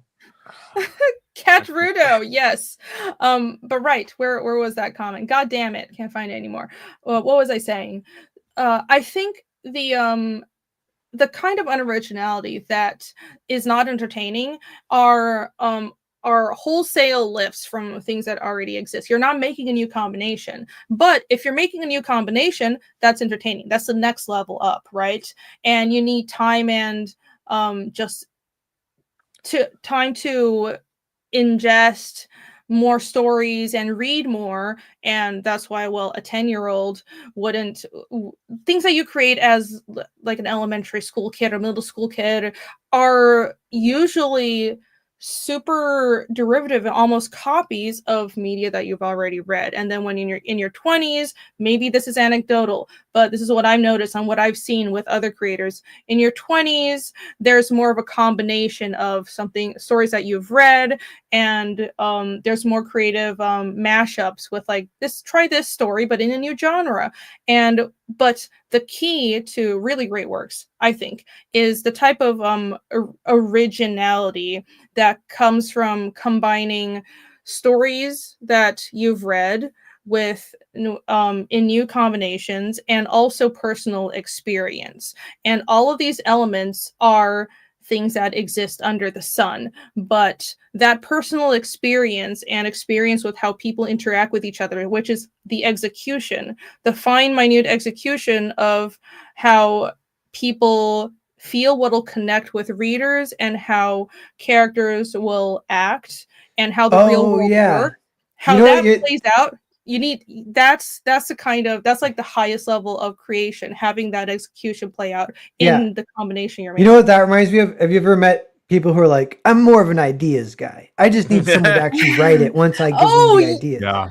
Oh God, I have. Okay, listen, that can be valuable, but I mean, the real sell is the execution. And I think part of the great disservices of the way that, at least in America, we approach creativity, and the part of the problem with Hollywood is everything is a pitch. Everything is, if the pitch is cool, we're going to throw a bunch of money at it. When the pitch, honestly, that's not the end all be all. You can have a very basic idea, but if it's super well done and a creator believes in it and you're thorough and is well executed and the characters are good, it'll be a banger. Mm-hmm. Yeah, the like if it were two assassins that had to fight each other, for example, the idea is so rote, but you could execute it. Here's people that are, and we did a story exercise of that. No one is just an idea guy. They're just a lazy creator. Yeah. He said it. I was trying to be because polite. if Yeah. you're, I'm just an idea guy. If it's a good idea, you could write it. You could put the work in to learn to write and create or draw this thing, but you're just lazy. Well, the ideas guys have AI now, so they Right. can test out whether their ideas are worth anything. So you either have like really long, laborious, drawn out, boring stuff, or you have like Mario goes to medical school to cure Luigi's AIDS, like which was That sounds genius. great. That sounds Yeah. great. That Which was a Mario game was great video someone made. Or you get buff cat saves baby cat after it falls off the ship. Like, Yeah. JW Learn says 90% of ideas are terrible. Well, that's kind of true. Yeah, you can have the most catchiest elevator pitch, but if you have no idea how to execute it, it's not going to be entertaining. No one's going to care.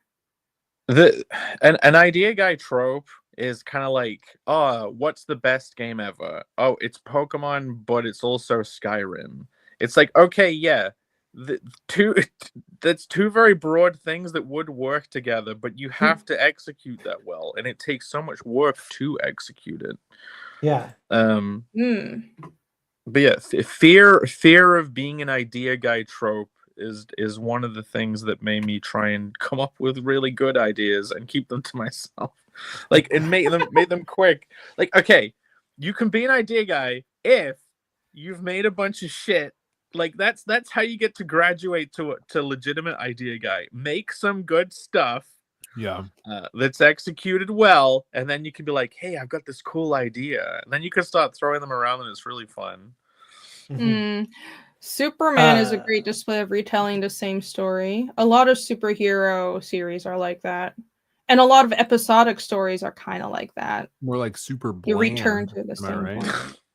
Well, so when I thought you were doing, when I saw originality versus execution, I thought the concept that was going to get across was like, okay, you can lower the originality if you execute it well. So let's say you literally did almost like, how close could you get?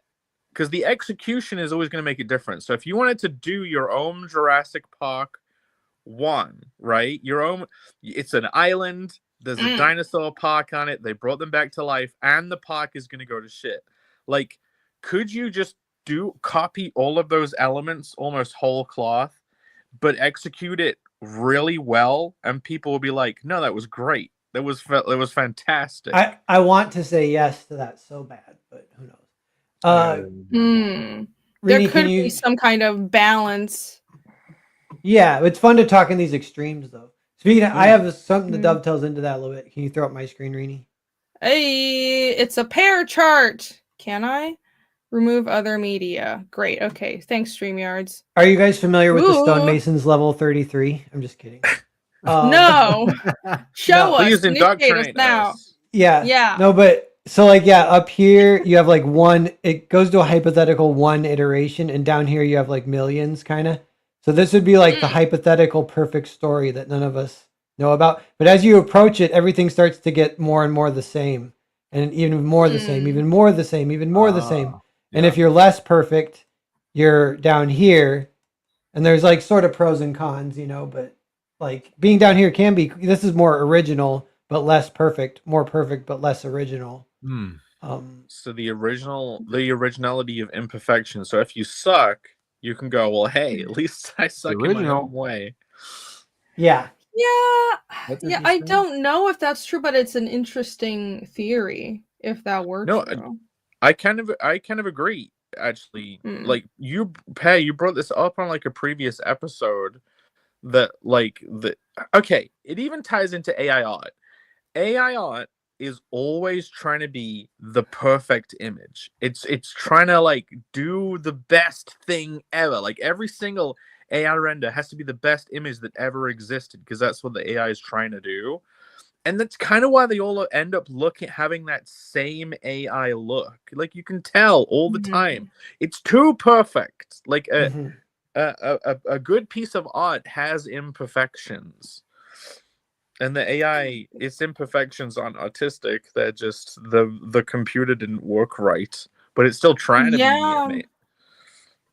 That's true. I have a comic artist friend who rails against pretty character designs or making anything pretty, and it as someone who likes to draw pretty characters and make things all pretty and stuff, I disagree, but it's an interesting argument because they generally speak, it's, you guys know how drawing a beautiful person is harder than drawing someone ugly because you have to be more exacting with your lines, and it's more there's more of a constraint for this is a face that and a design that'll be considered beautiful. The closer you conform to that beauty standard, even though it varies across cultures, but there's still large commonalities and a certain proportions that everybody finds appealing, the less varied and the less original, I suppose, a design could be. So there's so much more personality you can add in to, say, somebody with like a fucked up face, which there's some value to that. And I think you can have like a pretty face, but add the personality in their clothes and in tattoos and stuff like that. But you guys get my point. Yeah, there's one thing people I've heard in the past about, like, oh, with anime or manga style stuff, like it all looks the same.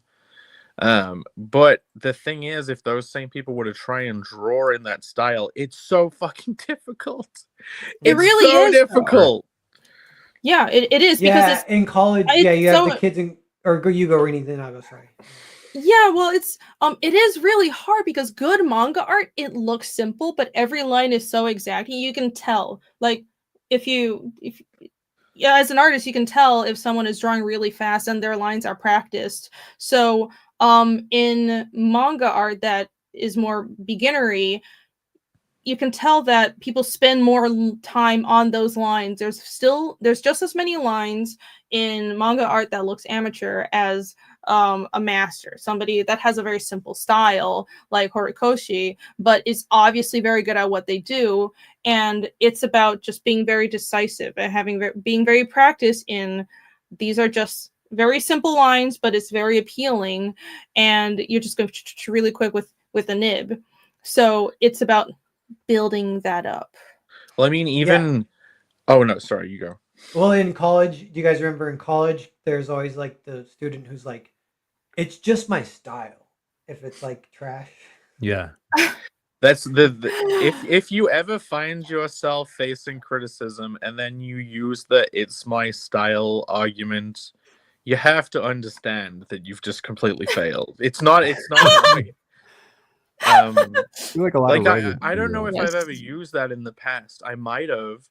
Like I remember because I have now my like Simpsons-y style of drawing.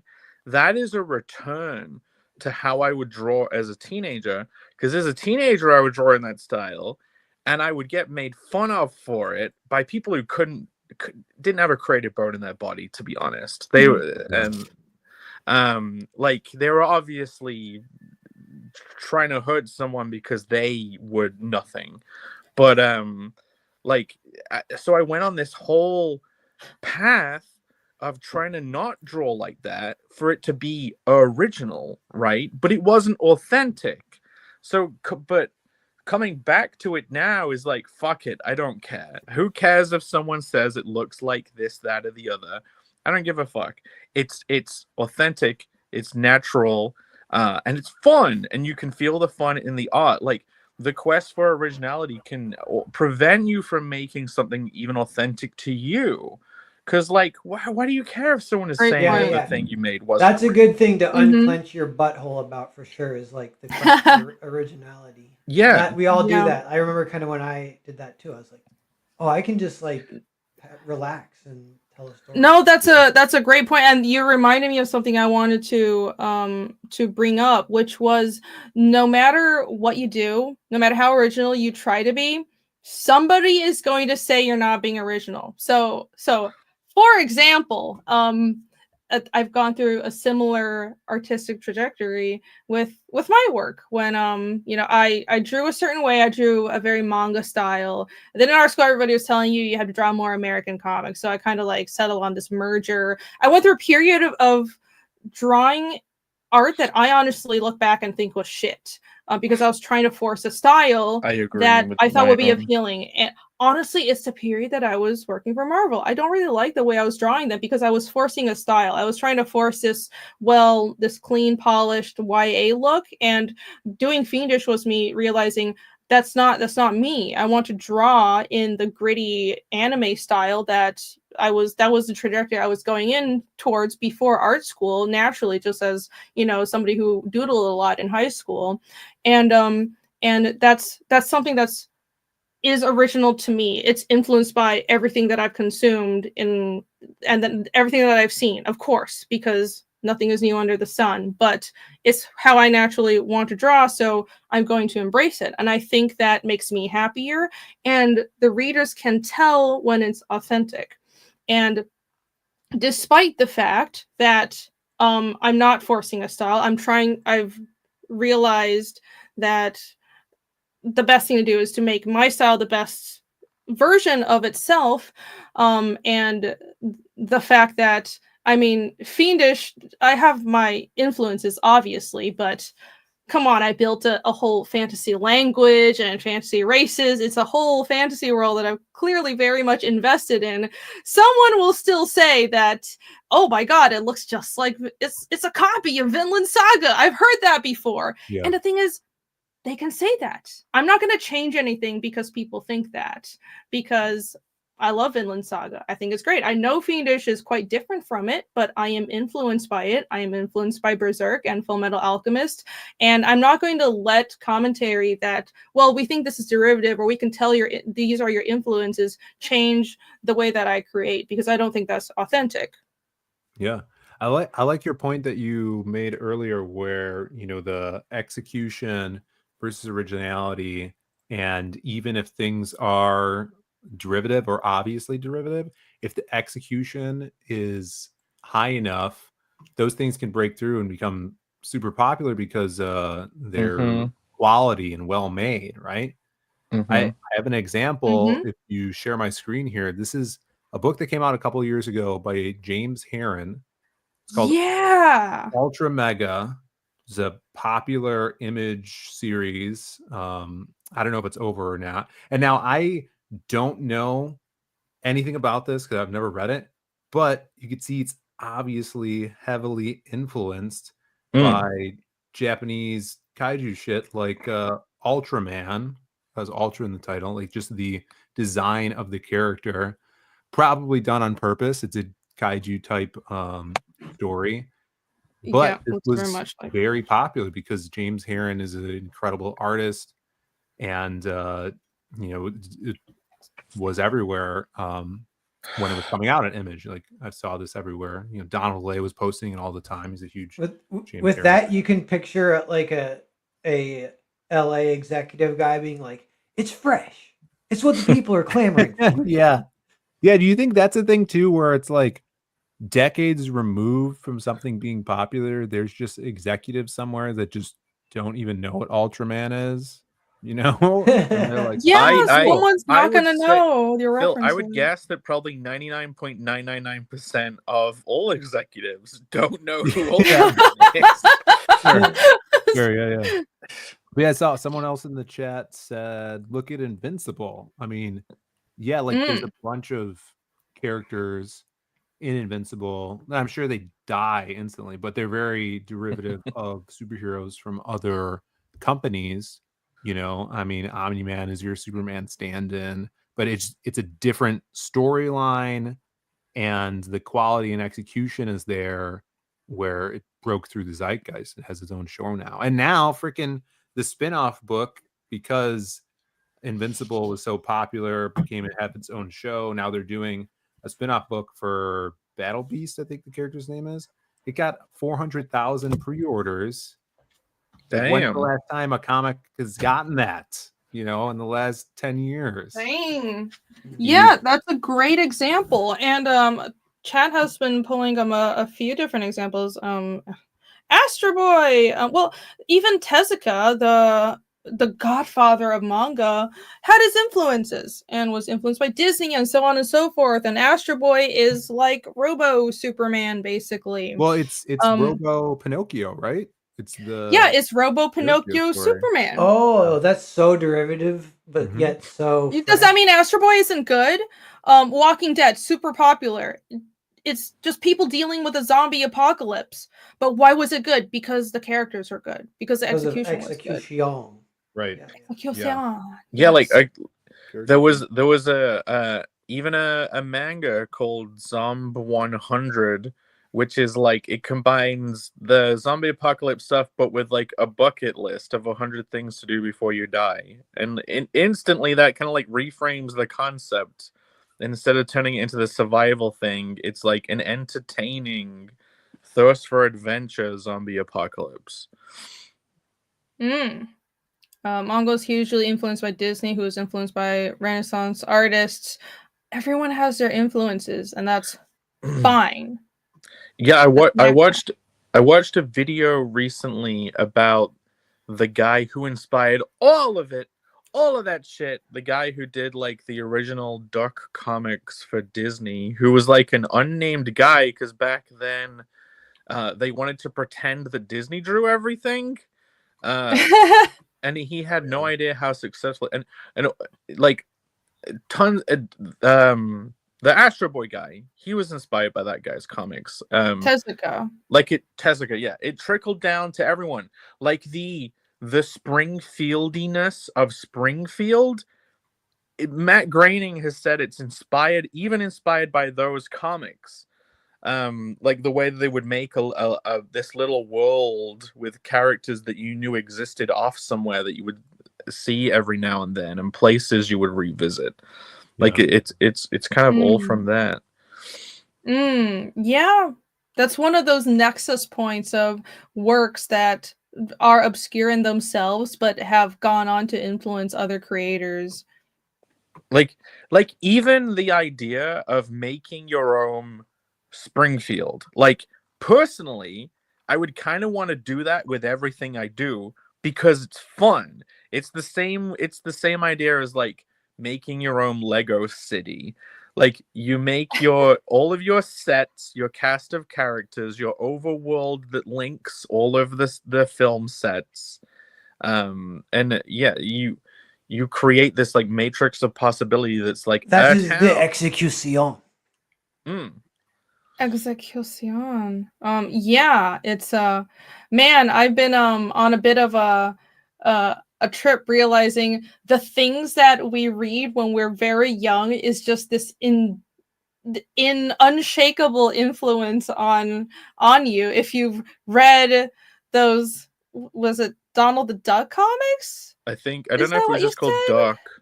Yeah, like the early Donkey Kong novelizations. Can't shake. It's like how Simpsons is ingrained into Jake's brain, and then everyone has their influences that are just ingrained into there. Something you consume when you're young will always stay with you as a creator. Yeah, that's very interesting. For me, it was Dinotopia, strangely enough. I'm a nerd. What was I gonna pull up? I love Barb Rogers. Thank you for the members. Oh yeah, sorry? Bob Rogers did another 5. Yeah, thank you for the 5 memberships. Thank you. Oh yeah, Barb. Amazing. Jose is right. Berserk was heavily influenced by Guin Saga and shoujo manga. Yeah. Yes. I can't. Damn it. I'm blanking on his name. How dare I? But the creator did say that he's a huge fan of shoujo manga, which you wouldn't think would inspire such a gritty, death-filled manga like Berserk. But if you read it, it kind of makes sense. Trigun's very original. It's like not inspired by anything. Yeah, definitely. Oh my gosh. Yes. We'll take your word for it, Phill. Yeah, it's just... Yeah, well, definitely. Like the creator had a bigger brain than everybody. he managed to create something that had no humans, no plot lines that had previously existed, and is still connected with other people. Amazing. I do think Mura. the bigger the physical size of the brain, the greater the creative output. So Yeah. That's our big brain takeaway today. Yeah, we call it Grow a bigger big, brains, bro. yeah, we call them big wrinklies. You know, like I have a big wrinkly, someone else might have a small smoothie, right? That's the smooth brain. you don't want a small smoothie. You don't want a small smoothie. Okay, we're getting distracted. Let's continue with the presentation. Wait, right. you got it. Yeah, literally, the more wrinkly your brain is, the more connections there are. Therefore, the more smart you are. Yep. And the more salt you need. You need more salt in those wrinkles. Salt that brain. Salty meat. Okay. Go on. Anyhow, Dandadan's edited first author to read a lot of shoujo too, because his shonen stuff was too generic. So what's interesting is I don't particularly like shoujo. It's all like mushy relationship stuff. But the thing is, I think the honestly, the best shonen have a little bit of shoujo, have a bit of romance, and the best shoujo have a little bit of shonen, like a little bit of conflict in a romance-focused story, because you kind of need both. And So I think that's you take a little bit of crossover. You're afraid of emotions and relationships, Phil? Is that what you're saying? I'm afraid of writing romance. You know, because it makes you have to, I feel like it takes so long to connect two characters believably to each other and connect it to your reader, right? I was just listening to Chuck Dixon on one of his podcasts, and this is like the second time I've heard him bring it up, where for writing romance, the audience has to love each of those characters individually before they could believe that those characters love each other, you know? And I'm one of the Ross and Rachel, anyone? One of the the comics I'm going to be writing in the next year or so has romance involved. Like, it's a big plot point of the story. So I'm just like, oh my God, something that I really haven't tackled before. And I'm like, I have to make it right because it's a main plot point for the series, you know? Yeah, honestly, I was one of those shoujo ick people growing up, but it's a medium, a type of writing that has is hard. It is not easy. It is not ick just because, well, it's romance and it's feelings. It's the hardest thing to do is to get humans right. And if a story is not plot, fights, which have its own difficulties and challenges, if you're just trying to make people interacting with each other believable and engaging, that is the hardest thing to do. Right. I'll throw this concept at you, Phil, for like writing romance and see what you guys think of it. So we can make a lot of characters that have their own bullshit and are kind of like putting on a mask a lot of the time. Maybe they're very serious. You can kind of show them behaving behaving differently around the person they're romantic with, in a more human way. Like if they're like, oh, a tough badass, but then like they show some kind of sentimentality in relation to this other character. It's like that step down that humanizes them a bit more, but only in relation to this other character. It can kind of make you feel what they feel for the other person, shown through their actions. Yeah. Does that make any sense or not? No, yeah, but I think that's a very specific type of character, you know.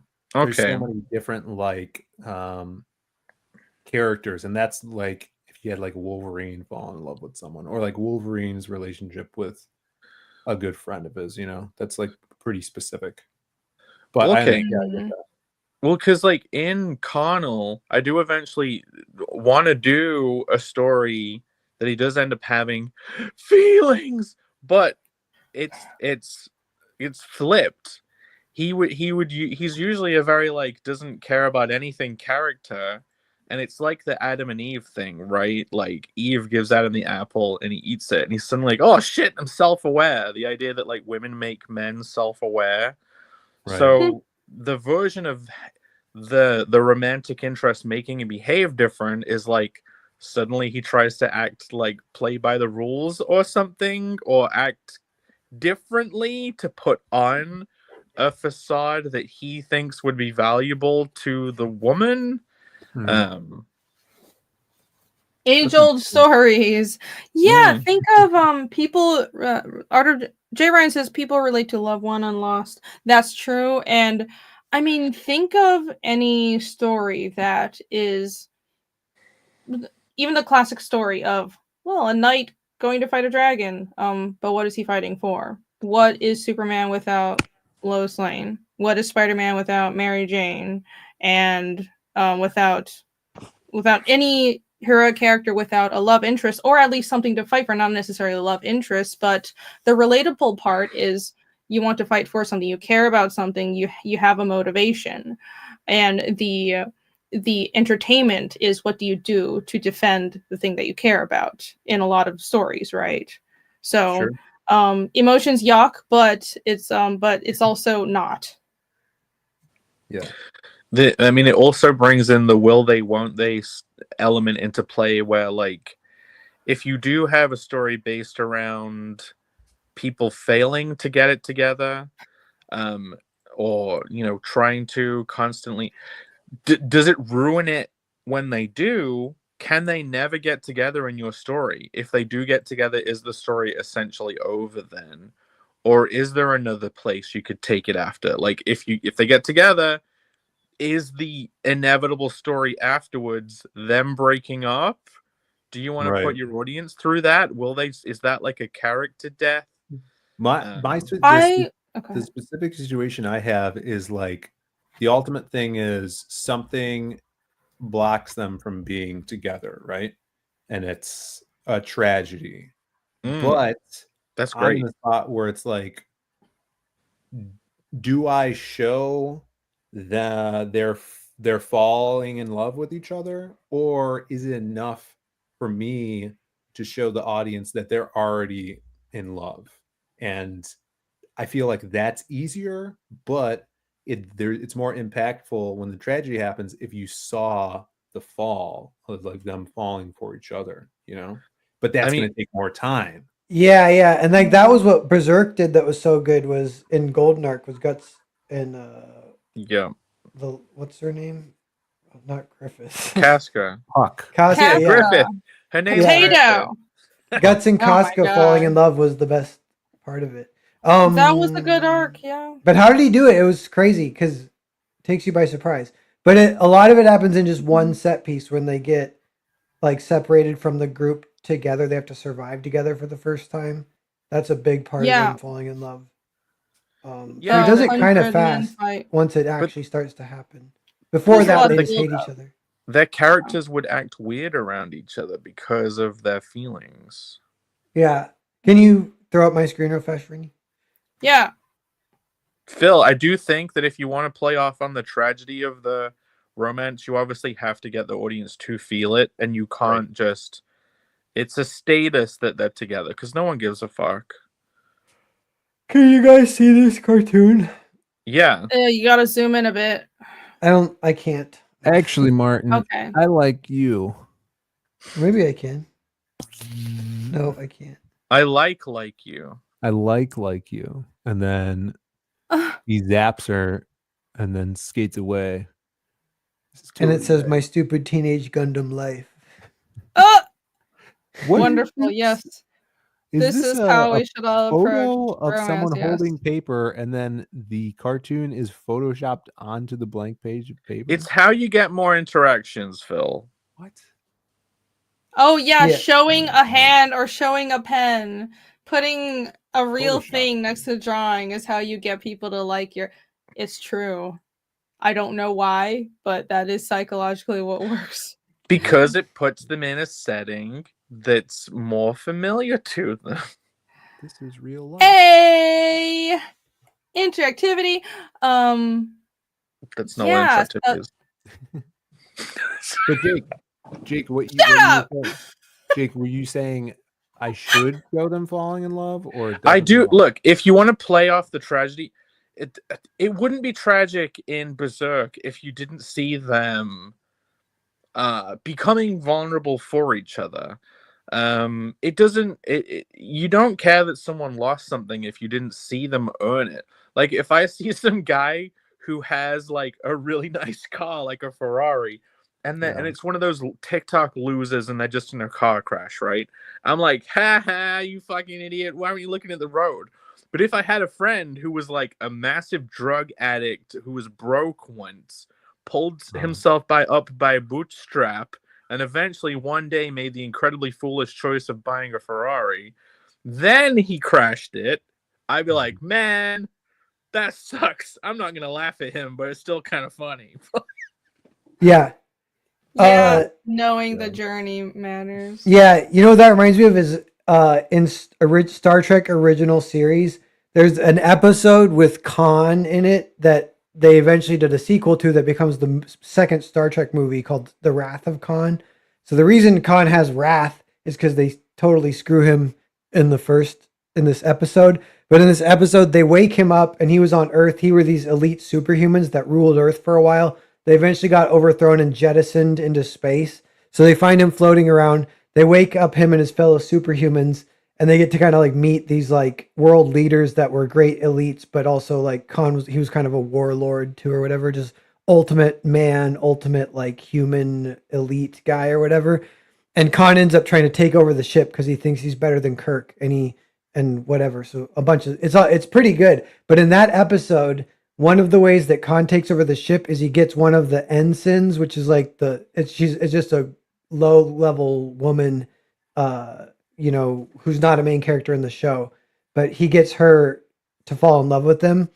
And so how you would write this, I feel like today, modern day even or whatever, a lot of people would be like, well, you established that he's a superhuman elite and, he does some moves or whatever. You cut to later and she's in love with him. But that's like kind of cheesy, but then you could try and actually write the actual scene of him, like how he would sort of brainwash a Earth woman super fast and get them to fall in love with him. And that's what they do. So they write it out, and it's like stage play style with like human psychology of the day. He's kind of like running game on her sort of, and he's like slapping her. He's like dominating her, and she's like getting into it. That's the Riz, they call that. Yeah, he like gets it with the Riz.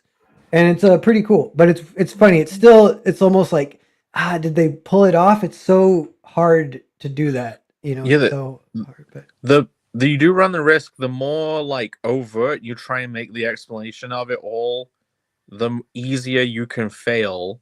Like, just you can just use a light touch and use heavily implication, but still see a development. Like, showing the effect that the other person that they have on each other through how they behave is an easier way of doing it. Yeah. Michael Dietscha made a similar point. Anthropologists have described outward behavior people falling in love. If you just show those behaviors without getting into the character's head. Oh yeah, I think that is Phill, skillful. you got to have them both reach for the last cupcake at the same time and their hands touch. And then the girl's got to be really clumsy and she's got to fall down the stairs, but then the guy catches her and she goes, "I'm so clumsy." Wait, explain. They've got to eat spaghetti and kiss, and then eat another spaghetti, and then kiss again, and then eat another spaghetti. It's Lady of the Tramp eating spaghetti. They keep eating like 50 spaghettis and kissing. Yeah. Yes. What is it, Michael Dietscha? What is this? What are some examples of that? Describe the outward behaviors of people falling in love. Just show those behaviors. So I have to look up my anthropologist thing. Yeah, like. Well, I told you what it is. It's when their hands touch. It's this a stammering voice, blushing a little bit when they, you know what I mean? It's the outward behaviors, like erection. Caring more about a girl, caring more, or anyone caring more about how you look when you know you're going to meet this person that day. or just being more sensitive to any comment that a person makes towards them. Oh, yeah. You know, this reminds me of too. There's a movie called like The Man Who Walked Up a Hill and Walked Down a Mountain, starring Hugh Grant. Do you guys know this from the It's a 90s? mountain. No. No. I watched that with my mom. I was like a kid. I don't know if I was 10 or whatever. And he meets the main girl, and like there's a few scenes, and then pretty shortly after that they're banging. And I'm like, Mom, why are they banging? I think it makes no sense, Mom. Why would they bang so soon? They didn't fall in love. And my mom's like, my mom's like, Pear, he defended her honor. Didn't you catch that? I'm like, I don't know. I need to watch it again. And like, but yeah, she was getting like yelled at by like her dad or something. And Hugh Grant had the opportunity to tell a quick white lie that would completely absolve her of getting in trouble. And he does, and they kind of make eye contact, cut to them banging. So like that's how you could do That's all it. you need to do. Yeah. Just defend a woman's honor Well, and no, immediately yeah. score. All It was funny though, but my mom like picked up on it so immediately, broke it down so quickly. She understands so like instinctually, like you got to defend the woman's honor. That's what they like. Yeah, like people making fun of white knighting in a way. The white knight meme is like the mutated version of a thing that is real, which is like a woman who's interested in you does very much enjoy it when you do stand up for her in a non-cringe way.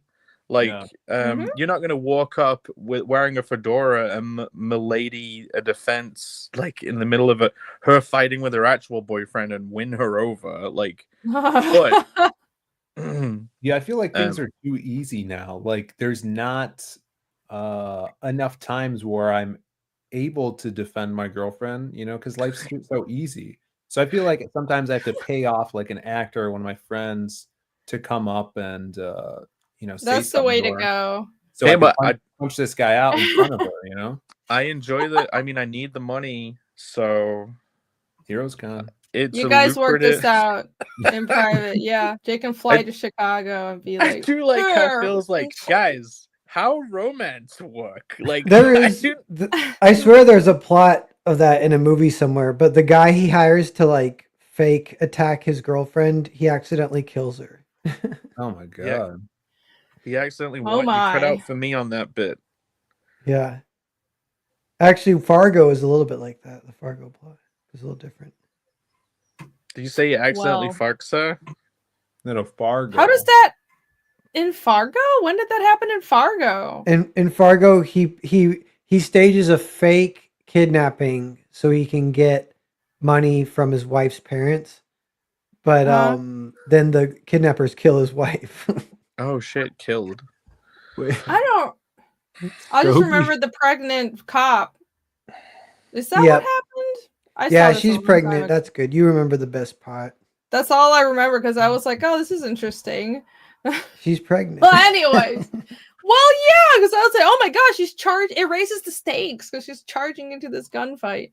But yeah. Well, all right. Romance, important, not cringe if done well. The end.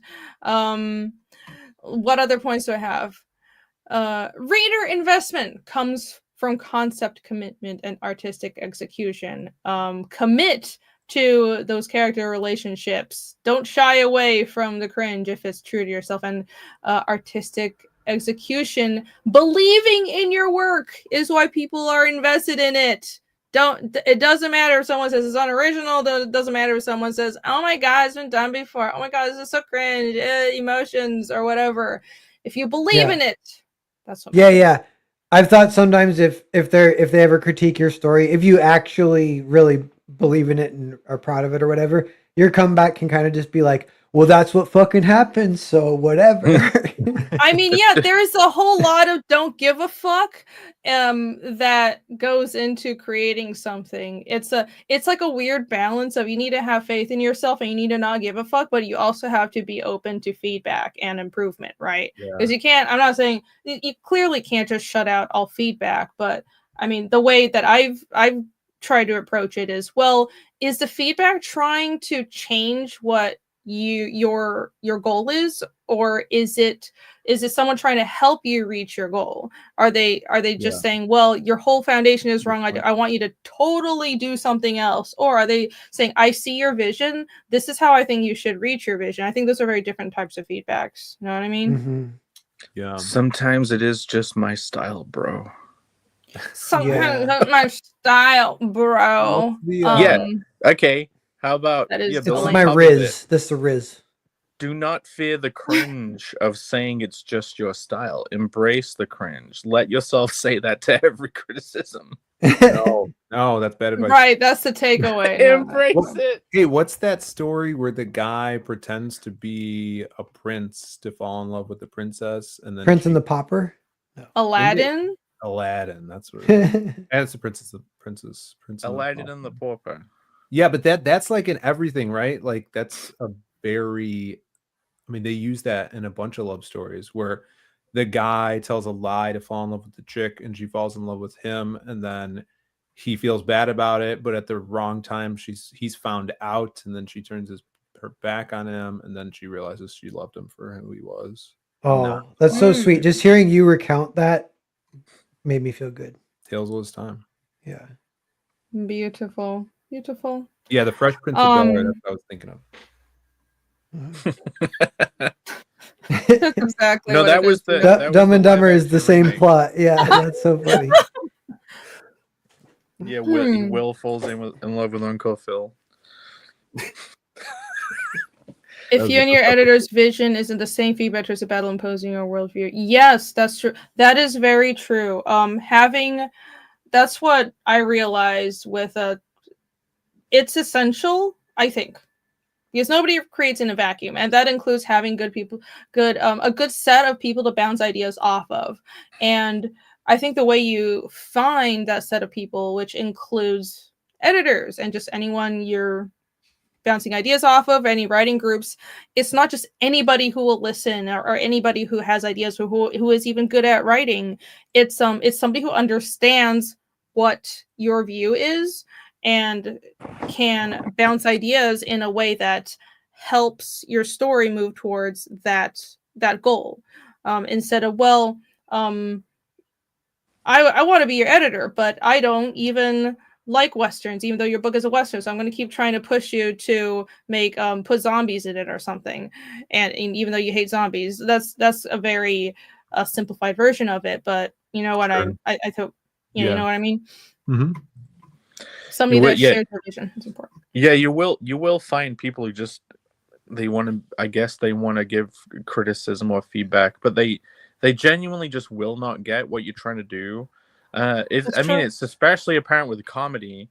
Like if you write things a certain way, and like the person who's giving you feedback just didn't laugh at all and didn't find it funny, like it's almost if you were to change everything to suit that person's taste in humor, you would probably strip out everything that actually is funny about it. Like you wouldn't be creating for yourself, you'd be creating for a perceived idea of what someone else's taste is, and then you're just basically creating zombie work. Like your piece of art is a zombie at that point. Right, you can't fall to creating by committee.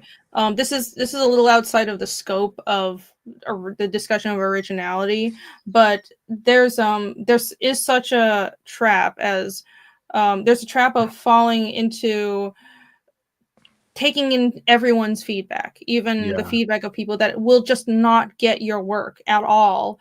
And I think that's the problem with a lot of Hollywood. And I remember early on in Fiendish showing my story to some animation friends, and they didn't get it. They didn't understand why things weren't explained right away. It's a mystery story. They didn't like the implied character relationships. Like the first scene of Fiendish was Casimir and his brother in a flashback, but I don't explain their relationship. I don't explain what's happening. You're supposed to learn it slowly through more flashbacks and through implication. Not everyone likes that. And there's a certain bar, and it's up to every creator to decide when they just have to be okay with this isn't for everyone. Some people just aren't going to get this. how wide a net you want to cast with your audience is yours to decide, but I think it's something you should stick with. Do I want to create something that's for everyone that has wide appeal, or do I want to commit to something that only a small but dedicated audience will get? Well, that's another issue that people in comics could run into, and when you're making and create your own comic. We all have friends that also make comics that are awesome creators, and we respect their opinion. But I mean, I find myself falling into this is, oh, I have this story or this new page. I'm going to send it to 7 of my amazing art friends. And then you get different feedback from them. And now you're like pulled, oh, now do I change this thing? Or this one person likes it and this person doesn't. And are they going to get mad if I don't change it now? Like when it's printed, that's just, and that's a lot of the thing I notice artists do, not that specifically, but when they're never satisfied with a piece of theirs and they don't learn to just move on to the next page because this thing needs to get done, or these people that are harping on perfection, and then they're taking 3 months to draw a field of grass in a double page spread. Yeah, imagine where we'd end up if Narwhal had sent the yo-yo page to 7 different people, right, and gave a shit what any of them thought. Right. Yeah. All the autistic, you can't break panel borders like this, and then that page would have never happened. The magic wouldn't have been there. The sheer audacity of the yo-yo page. Yes, embrace your yo-yo pages. The cringe. I like that. You have to be a little audacious and just a little bit cringe. It's Slim Crow. If you write for an American audience, ask a Chinese man. Ask a Chinese man his opinion. I suppose that's what it's supposed to say. He's not going to get it.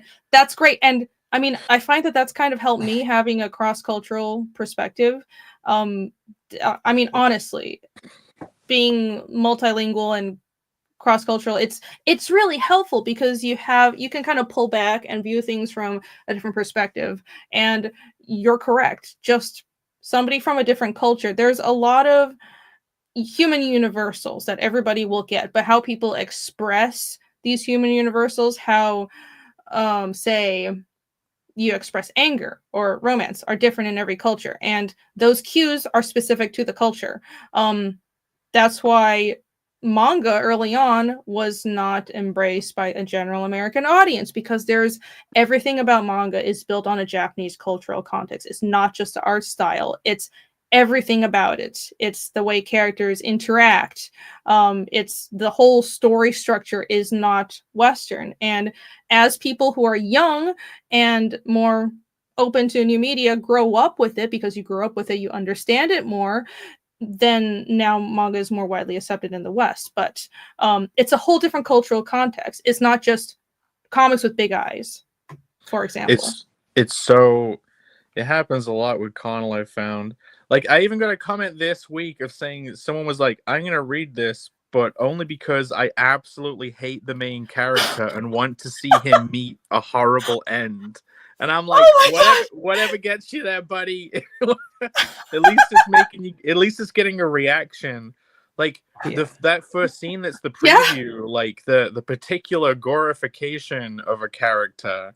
Like, some people are like, what the fuck? Or like, whoa. But then other people are like, this is amazing.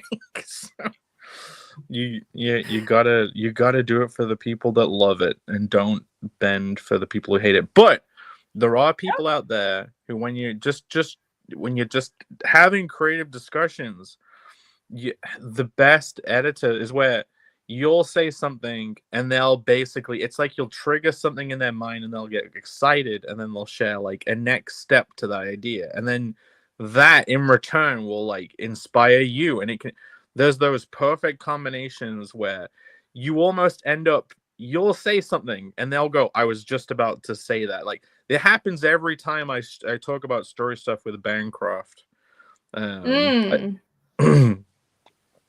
great. But yeah, seek out those people. Yeah, creative, somebody that matches your creative wavelength in the aether, as Bancroft would say. Ether buddies. Aether. Ether buddies. Aether. Speaking of Ether, Easter is this weekend. Happy Easter. Oh, it is. Oh Easter. my. Yeah, so we all stand on the shoulders of giants, embrace those shoulders, rearrange what you admire into new combinations to convey a message you're committed to. I would argue that that is a good approach to originality. Yes, embrace that you have influences, commit to them, and but remember that adding that touch of the interactions and the detail and the actual execution of it from your own life experience and the new combinations of the influences you derive from, that's what's entertaining. That's what people care about. So just commit to that and don't be ashamed. What's this? Nice. Should I share? Pear, are you playing a game? Yes, you are. Oh, is this second half playing of Spike McFang? Yeah, it's already Making good started. time. Okay, anyways, the end. Thank you for watching. This is totally not a recycled slide from a previous presentation, by the way. Yay! Well done. I managed to stretch I liked it. one small subject into like 2 hours. Go me. That was I'm very good. proud of myself. Yay! Original, All right. executed originality. Yeah, very original. I say as I look, this PowerPoint is an example of how to just throw originality to the wind, because I recycled this PowerPoint. I just grabbed an old one I had and revamped it and added. So this One slide. PowerPoint was an original execution of a derivative PowerPoint.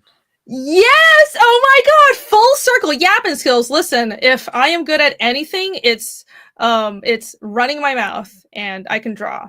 It's the only things I'm good at, nothing else. We will go into the second half. Second half, everybody. I think it's time for that. We're here for it. We're here.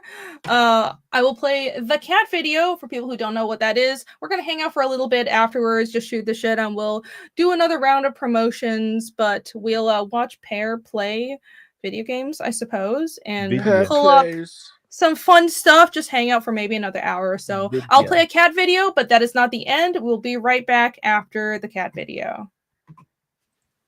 Don't leave! Don't leave! Don't leave!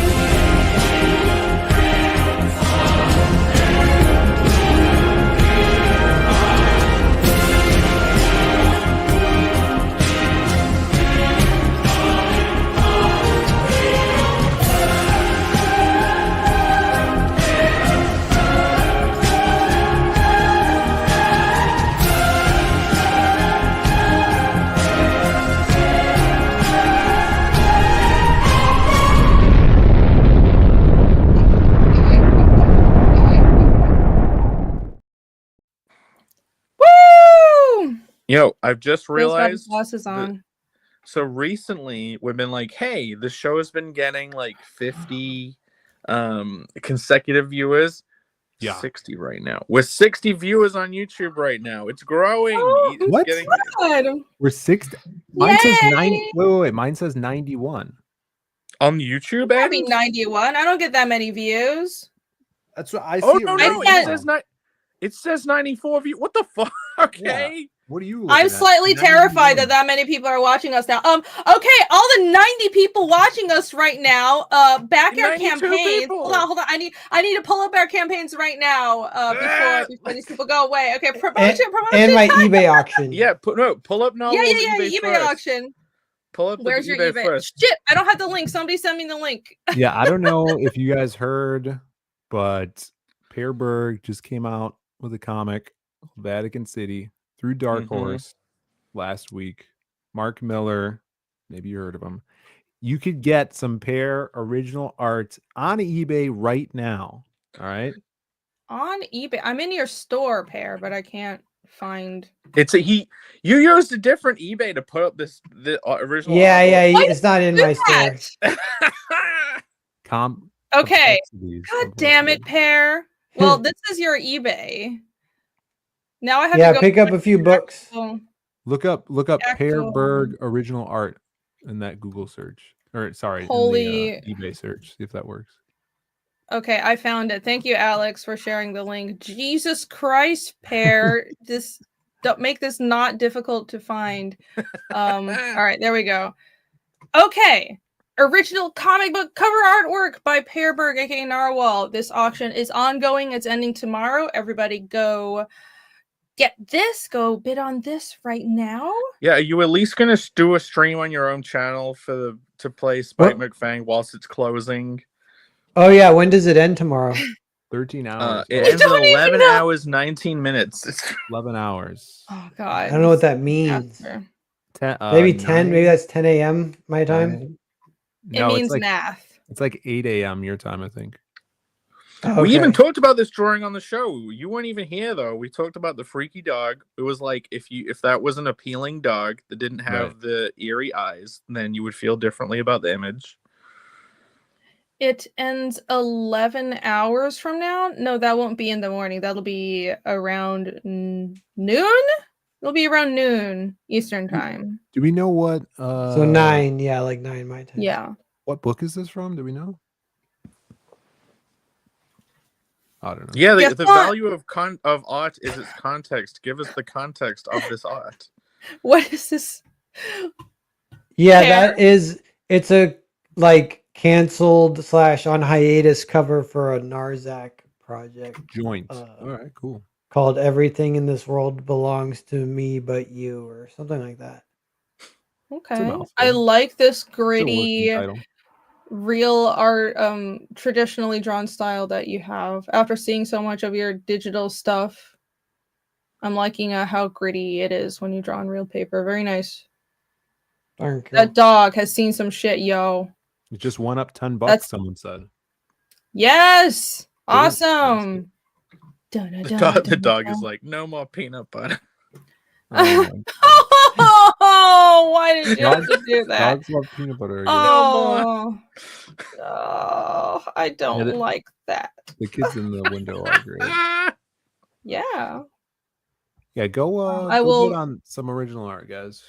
Yeah, bid on this. I'll refresh it. 162. Wonderful. We'll come back to it. But let's do a round of promotions for the rest of. Well, I mean, today is a very special day. You finally launched the Fiendish 3 sign up. I know. Yes! Da-da-da-da-da! Yes! Fiendish Chapter 3, the current book that I'm working on. I finally have a proper sign up for it. So that is the current pinned link. It is on Indiegogo. If you sign up, you'll get a free exclusive trading card. If you sign up and you back. So what I do is I will email out a secret perk link through Indiegogo, and you'll be able to back a perk with a exclusive trading card. And you guys know, if you've backed previous Fiendish campaigns, that the trading cards I make for Fiendish are very special. I have Pathfinder stats on the back of them. They're also compatible with D&D 5e-ish.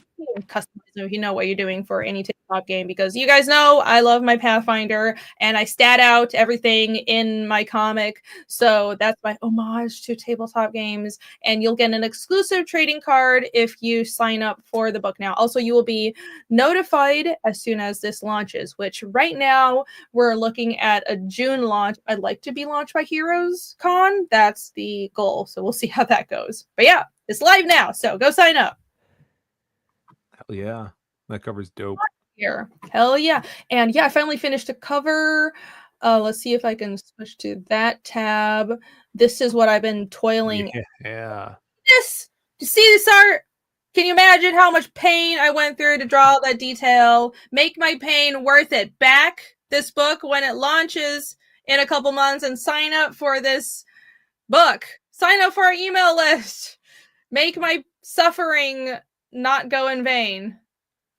This took a lot of work, guys. So sign up. Thank you. I want this looks book cool. to sell. Please buy my It book. looks beautiful. You're having this on a banner at Osaka, right? You're at That's gonna be so Yes. cool. Yeah, I made a new convention banner. I made one of those really huge. It was so expensive. It was so expensive. But it's one of those big backdrops. It's something I can keep using, so I'll be bringing it back to the States with me to use at conventions, and it's like 5 feet or something. I've seen people have those instead of just a roll-up banner, because I have like 2 roll-up banners, and the thing is, in American conventions they don't tend to have a board behind you, so the key to a good convention setup is filling the space behind your table with something. It's how you stand out. If you're not just famous and you can't just show up and people are like, I want to buy your stuff, which I am not famous, then you need to just be really eye-catching. And the key to that is tall stuff and big backdrops. So I bought a 5-foot backdrop behind my table. It's huge. Pray for my airfare. But yeah, it's this cover, and it's gonna look great. I'm really excited. It's finally done. Jose Garcia asks, good luck taking it all the way to Japan. The pain. I was like measuring the weight. I was like calling the printer, asking them how much the measurements were of all the poles and how much it weighed, and it's like it's gonna be. I don't even know if it'll fit in my luggage, but we shall see. Will there be a black and white edition for Fiendish 3? There might be. I'm not sure. There is going to be a making of book. I think what I'm going to do is have a supplemental book. So if you've seen on the sign up page, let me go back to the sign up page. And here are some sneak peeks at some preliminary colors on interior pages.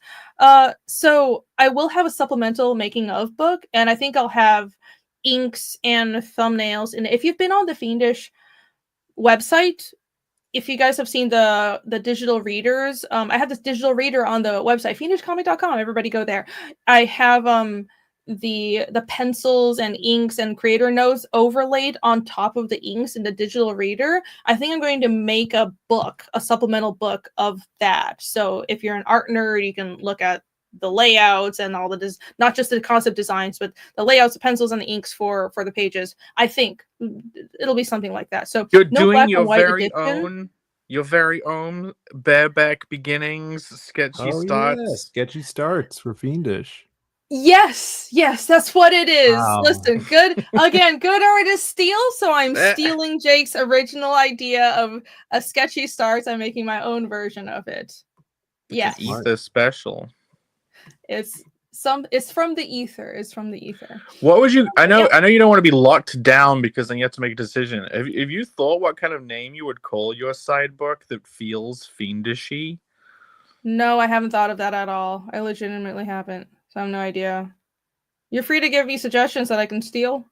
Call it Fatal Grounds. Yeah, great idea. I'm going to do that. I feel like I've heard that before, but no idea Origins. I like Fiendish Origins. Yeah, weird. I feel like I've heard that before too. I should. That's definitely not be confusing with all the other one-word titles I have in the series. Am I working on another 2.5? Yeah, I have an idea. I haven't had time to do the layouts, but yes, I know what the next 0.5 book is going to be, and I need to find time, which will never happen. I don't know how I'm this busy. I have no time, but as soon as I do, I have another 0.5 chapter that I will be commissioning someone to draw. I already know what I wasn't going to have one between 3 and 4, but I think I will now. And it's another character backstory, so stay tuned.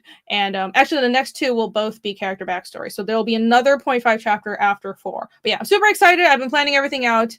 Yes, more 0.5s incoming. Yay! Mugarushra says, yay! More work for you!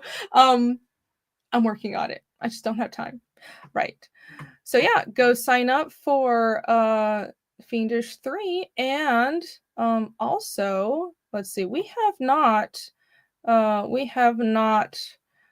circled around to Phill stuff nearly enough today. So Zade Comics, what do you guys got here? Yeah, zadecomics.com. You can get all kinds of awesome books and merch and stuff. We are shipping out Psycho Slumber. So I actually, if you share my screen, I have the campaign up here, and great. People could still back. You guys could still back from Indiegogo or Kickstarter. and we're gonna start shipping them out this weekend. So here we go. Sorry, I have this fucking window thing. Awesome. Wow, this is trippy. But What's you happening? guys could go still back here. Everything is still available on the Indiegogo. And I just put out a update. So I wanted to shut off because all the books are in. I just sent a stack of Doug covers, the black and white and the regular covers, out to him to sign.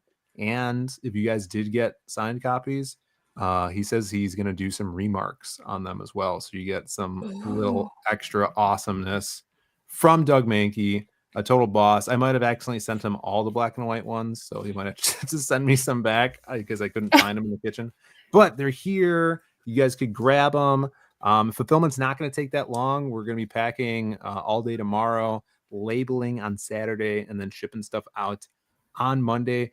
Keep in mind, if you did get any shirts from the campaign, those will come a little later. They're going to ship separately. Shipping was separate on those because I think we're getting them done through like what we get our sites from, which is Printful, I think.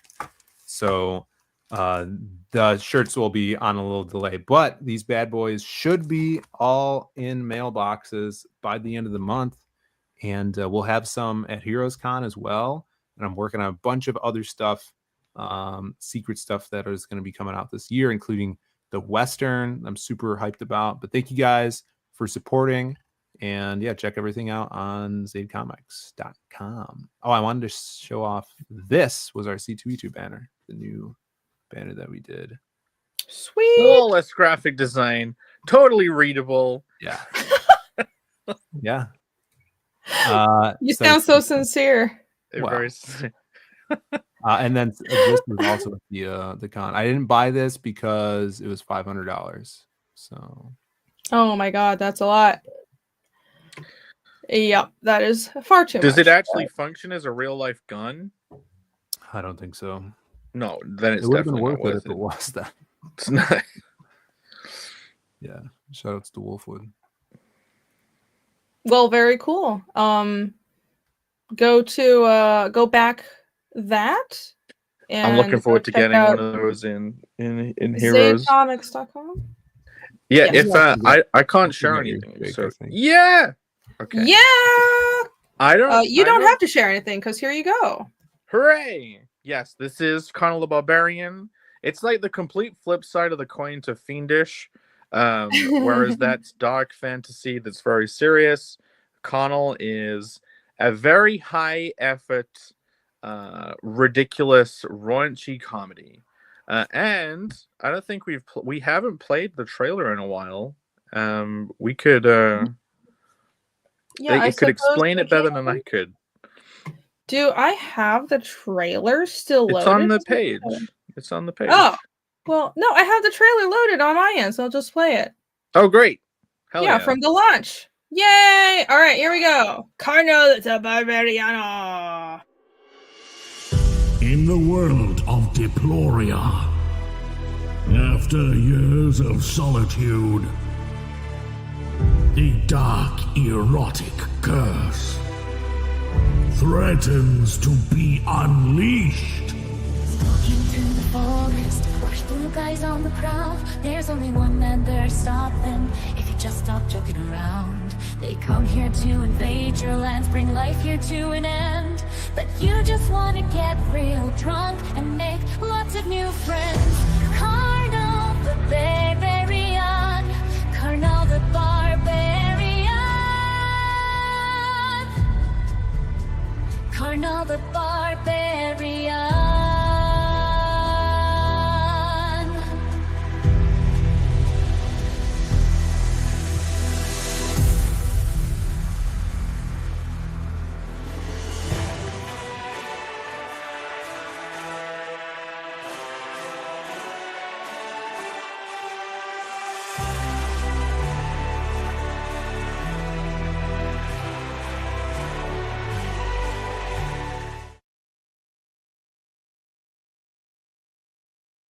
That's on. Wonderful. But yeah, Wonderful. Connell, the disgraced adventurer who is enjoying a very adventurous, crazy little life hidden away in the woods where no other humans even are. He's escaped, kind of hidden himself from society to protect him from them and them from him. But he just happens to be in the one place where a group of evil blocks decide to invade the human kingdom, bringing with them a bunch of sexy blue babe brood mothers. And it's exactly the thing that he doesn't need. But yeah, he manages to be the one guy, the wrong guy in the right place. And yeah, this is a story over a few books for the first arc. We will find out, will Connell actually save Humanistan from the Block invasion, or will he fuck everything up in the way only he knows how? You can still back it. You still should back it. I'm on my still on track to finish this and hopefully fulfill it within this year, before tariffs make everything difficult. Oh joy. But yeah, it's 44 pages, full color, with like these massive no space unfilled widescreen like double page spread things, full bleed spreads.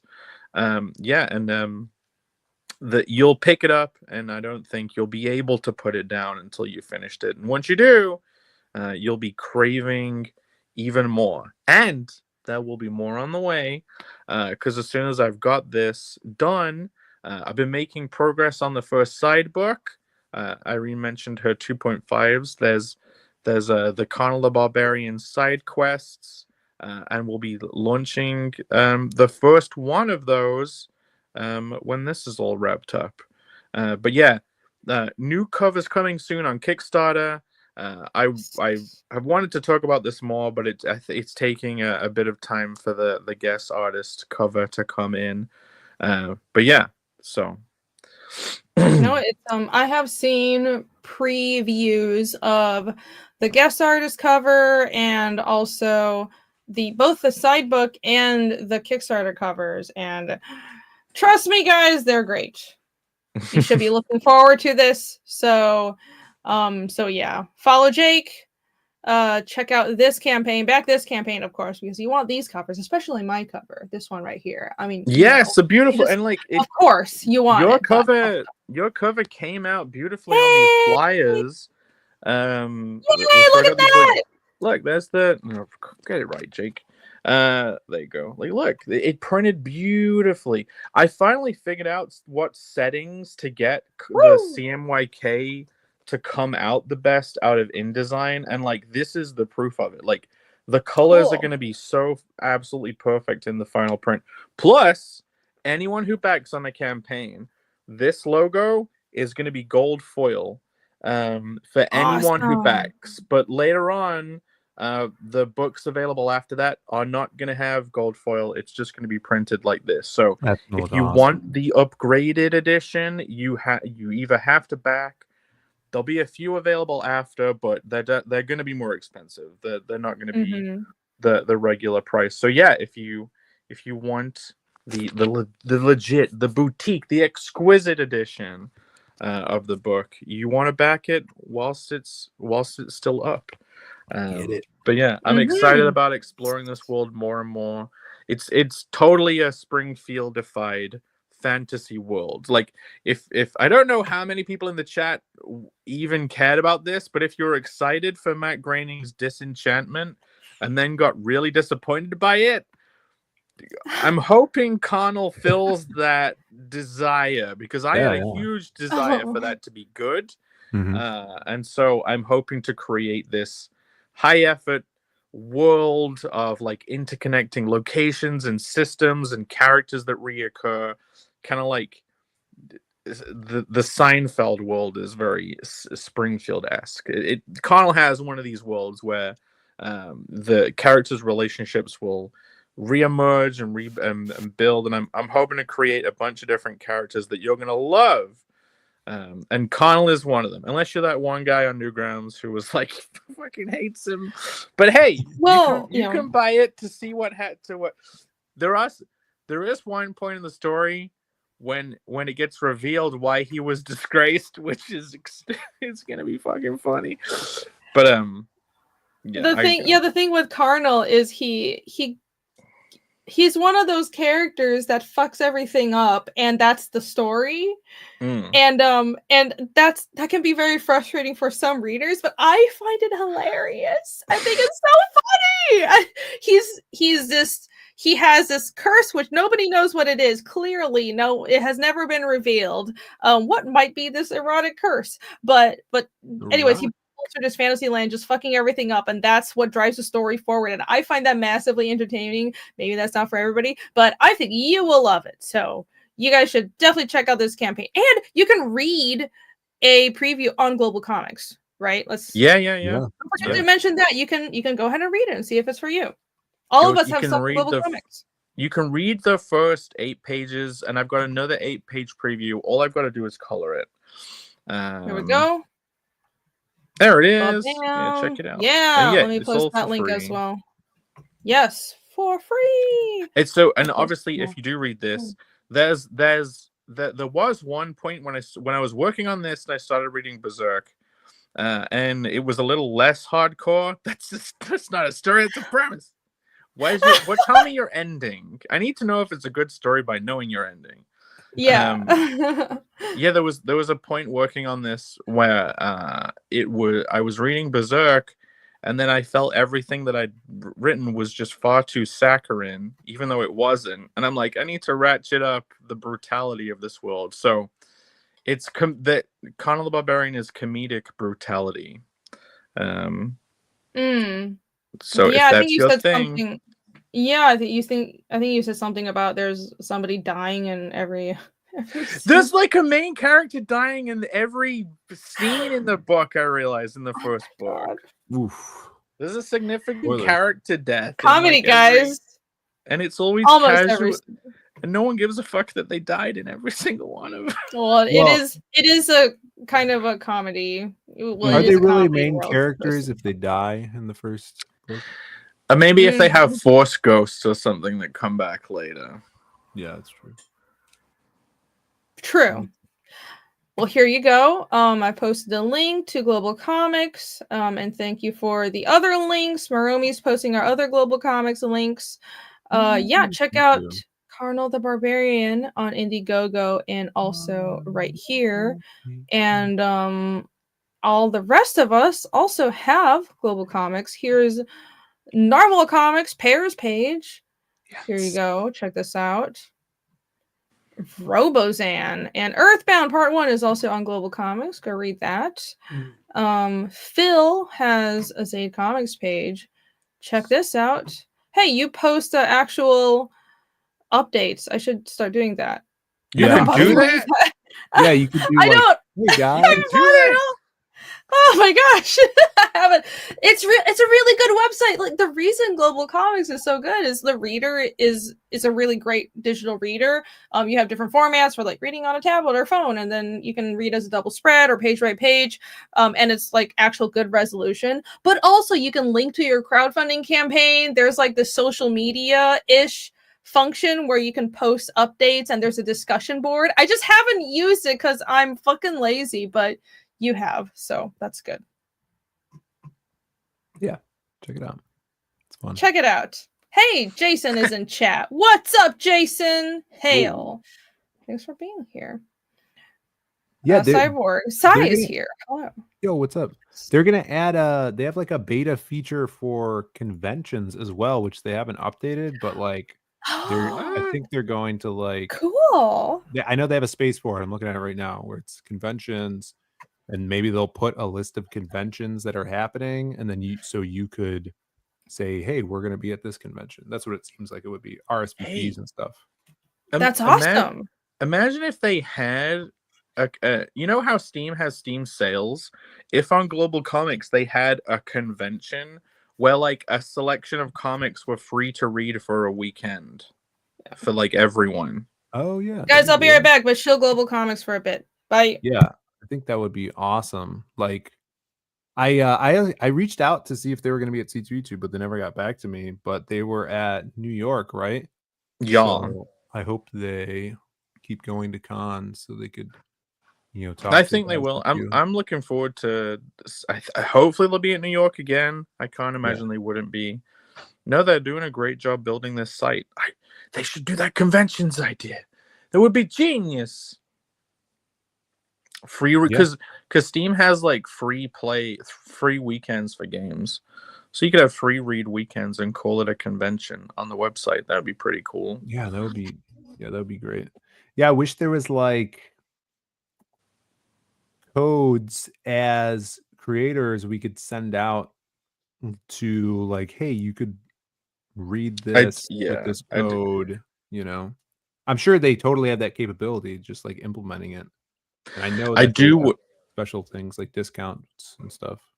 People are saying they're pretty sure they do that. I guess that might be in reference to the free to read idea. That would be interesting. But yeah, it would be cool. What would be amazing is if every backer, you could say, oh, you get the digital version for free, and then they had a code they can activate on their Global Comics account, and it means they could read it without the subscription. That would be awesome. Yeah. I think they should have like a digital bookshelf. Visual, like that each account has. So it's like, this is my collection. This is what I've read. And then I, as another geek, could go and look at someone else's shelf. Read, I don't think they have a publicly viewable version of your own shelf, but you do put comics on your shelf. If they had a visual, like Steam profiles, for one, Steam's kind of gamified with achievement. Yeah, I think Global Comics needs to gamify the site for readers. If they gamified the site a bit more, like there's achievements on the site for like reading 50 comics, or like, dude, even Audible has that. And like, old ladies use Audible, and it's like, oh, I've listened to 20 hours of books. I got this stupid achievement that says, I'm old or something, And they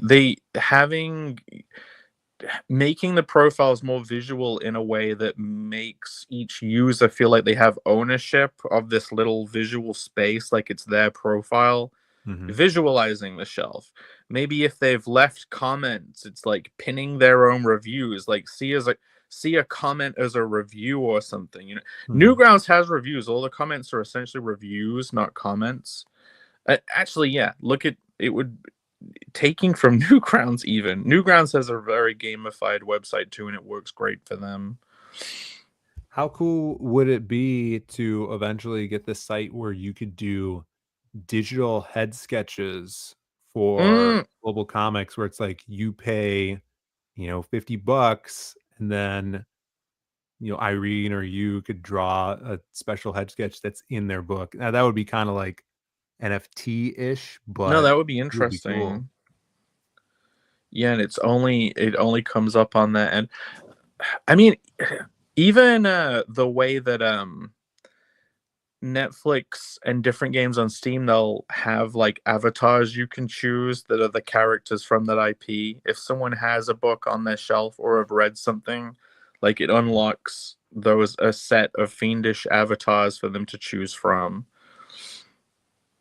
Yeah. There's so much stuff they could do with this. It'd be dope. I hope see some more updates soon. But yeah, because they have a bunch of stuff that's in beta right now. That convention tab, marketing, where it basically gives you your own QR code that you could like post. I mean, they added the crowdfunding tab, which is pretty awesome. I still get like follows and added to lists every day, and I think it's because of that page. I've returned. Hello. You missed all of the amazing ideas. I missed all of it. Yes, and I definitely wasn't listening in. So you have to repeat everything that you just said from the beginning.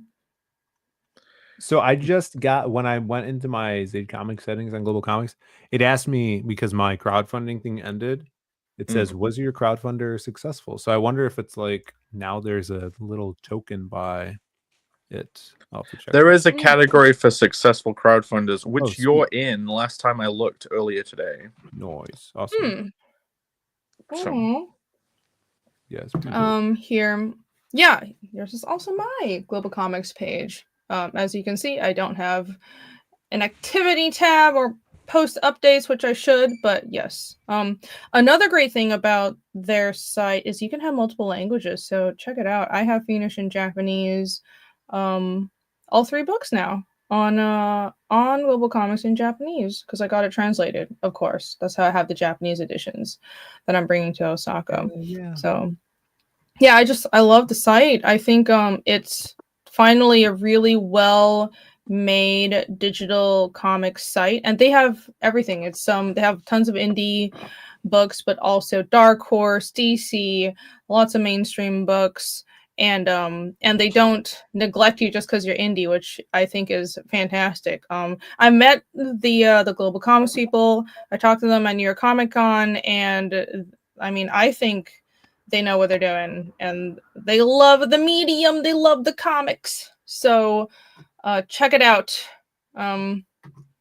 Not paid advertisement. If only it was. I just really do like the website, and I have been wanting a good digital comics platform in the West forever. So I appreciate what they're doing. James is here, the Ginger Ninja. Hello. I forgot to shout you out earlier. I started your chat, but then forgot to circle back around to it. Shout out to James for helping me get set up at Osaka Comic Con, and he will be there too. He'll be at Osaka. He'll be tabling. So if anyone, I don't think there's many people in chat that are around Osaka or in Japan, but you never know. I mean, I posted I was going to Osaka on Twitter, and a couple of regulars were like, I might be there. So who knows? We have a very international audience, and I think that's awesome. So if you can make it there, then swing by. It's a 3-day show. It starts March 2nd through 4th. May, not March. Oh my God. What am I doing? It's in the past. My brain. Yes, it's in the past. My brain is fried. May 2nd to 4th, and at Intex Osaka. So if you can make it, come see me, and Jake will also be there, and also James, the Ginger Ninja. Yay! Yeah, I will have the Nippon special. It shall come into existence, and any Throb Squad Elite throbbing package backers will get one of those for free. For free. And it has a preview of the first side quests in it, but it'll be in Japanese. So like the first 6 pages of Colin Barbarian's side quest 1 is in the Nippon special, and when people get it when when chapter 1 is fulfilled and they get it for free with the throw-in package, they'll just be translating it. Well, unless they can read Japanese, then they'll have a great time. But yes, who knows? Unless I can read Japanese. Let me go back to punching it over, translating it with their phone, which is what I would be doing. The thing is, you can't just use that Google Lens thing to immediately translate things nowadays.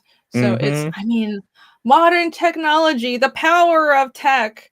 It's amazing. So yeah. Ellie says you have to stream from some cool Osaka spots. I don't know if I will have data. I don't think I will, but I'll try to take some videos of the con. You know what would be cool?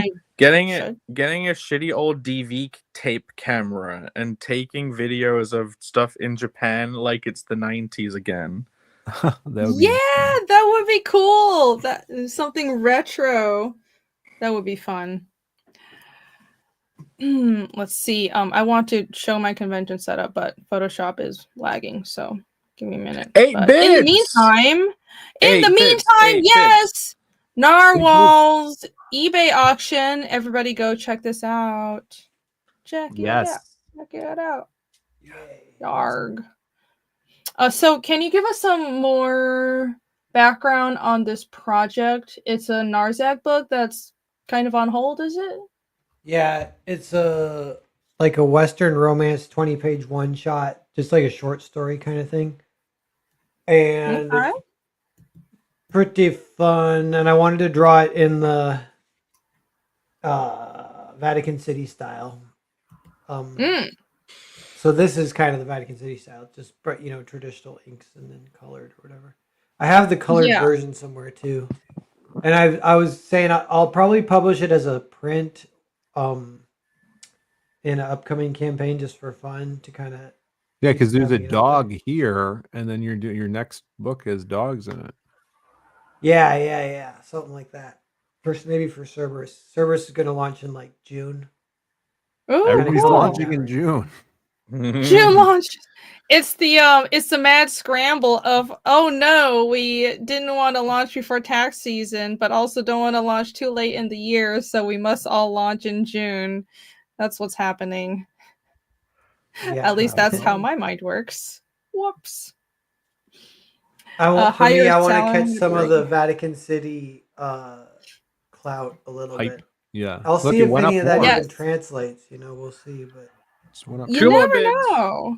Two Two more bids. We're up more! to 10. Do I have to refresh? Does it just No, automatically it update? automatically does it. Hey. But yeah, Great. it ends tomorrow. So Get on it. a little Doggone bidding. it. We got a little bidding wall. Bidding wall! don't be like Yeah. me with that collection of Tomb Raider comics where I slept the whole way through it. Yeah. Oh no. No. Yes. Well, you did manage to get another set eventually, didn't you? Yeah, I got even more. Yeah. Yay! I have Marg, discovered the magic of eBay as well. I quite love it. I'll be having more original art up on there too. It's good. Mhm. Nar Pear, are you ready for Heroes? Yeah, I did buy my plane ticket, so I've pretty much committed. I paid Yes. $25, so I can refund it though, but I won't. So you can change your mind. Yeah. Oh, great. How wonderful. Dude. Yeah. It's gonna be And awesome. in June too, I think it might even be like just formatted as a campaign, but I'm gonna put a bunch of original art for Vatican City up for sale. Dang. People be stoked on that. Cool. Cool. Sweet. Yeah. I mean, that Yeah, might be good I for like eBay too. I like the format or the approach of selling original art on an eBay auction. It just gives more people a chance to bid, so that's nice. Instead of a on-stream auction. It's not that I'm opposed to that. Some people were shouting out Red Valkyrie's next auction, which I guess is May 10th. I will be Yeah. traveling, so it doesn't seem like I will be on that one, unfortunately. But yeah, shout out to them. They do awesome auctions. So everyone go check that out. I saw a tweet, which was, I don't know who it was, but they're the person that got your last auction piece. Was it Magic? I don't know who that character was. Magic. Oh no, that was Yeah. from Marvel. was it Magic? No, it was Punchline. I Yeah, sold Punchline the was on Magic to someone eBay. else. Yeah. Yeah. But he said he only managed to see it because Bancroft, because it was an eBay auction that Bancroft shared, Dang. and it meant that he Oh. managed to get a piece. Yeah, that's awesome. Yay, shout out to Bancroft. Thank you for helping me promote. I didn't even know. Yeah, just sharing this stuff out really helps us, and it gives people more of a chance to nab original art, really. It was middle-aged crazy. Yeah, he's the one who managed to snag that. He was very happy about it. Thank you for getting that. Much appreciated. I do have that convention set up, so let me save that out so you guys can see. Yay! Da da da da da. Yay. Yay! Yay. Oh, you know what? Speaking of auctions, I do obviously have the original of the cover art for the Nippon Special, but you know how I said the Nippon Special was going to be limited to 100? I've decided it would be funnier if it was limited to 69. Wonderful. You do 100 and then 69's in there. No, what if they're limited to 69? There's no 100. Okay. So Alex, I apologize. It means you will get a 1, but there's no 100 for me to give you. So sorry about that. But yeah, there's definitely going to be a 69. And I look forward to putting that up again. I love the 69 auctions. It's so silly. Amazing. 69. So those are numbered, and you'll only be printing 69 ever. Is that right? Yes, there's only ever going to be 69. Well, obviously, I'm printing a few more to replace stuff that get lost, because that did happen last time. Alex says just make 100 anyway. I've ordered them, and it says in the text field, limited to 69. Like in the place where it gets signed, it actually literally says limited to 69. So I can't undo it. Wonderful. I've committed. You can't. You have committed indeed. It is in print. That means you can't take it back. That is the rule of comics. Royalties. So anyways, yeah, about that. Good luck selling 44 in Asia. I don't think that'll be a problem. Some people are so 4 is in Chinese and Japanese culture is an unlucky number. I don't think it'll be that big of a deal though. Like for example, my family, we will buy houses that are like 4th floor or number 4 because we know they sell for cheaper in Taiwan. Because we don't give a shit. We just like saving money. It's great. It's That's an funny. actual thing. Huh. Cultural tidbits. Nice. Okay, let me get this actually out there because I'm very proud of my new convention setup. Okay, finally have it. Da-na-na-na-na. Let me share with you guys. Is this a diorama? No, it's a mock-up because like a total dork, I have to do this for every convention. So this is my convention setup, everybody. Oh my gosh. Is that to Okay, send my to convention them so tab. they have reference of what it's going to look like?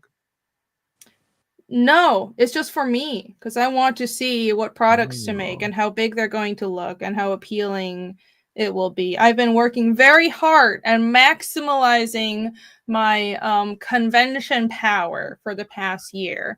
So it's all these techniques like balancing detail. Right? I might not even have the prints on the bottom on the tablecloth because I think that might be a little too much. Also, they're a pain in the ass to pin up, but it's balancing the visual draw to the books on the table. And the key to a good convention setup is having things that are tall. So I have the mini tabletop banner and the pin board on the side. And then the new thing is this big banner in the back. That's the one that just got printed of the new Phoenix 3 cover that'll fill the space and draw people in. This is what you have to do if you're not famous like me. So Ellie says, you notice how there's no room for Jake. Yeah, I'm definitely noticing that, Ellie.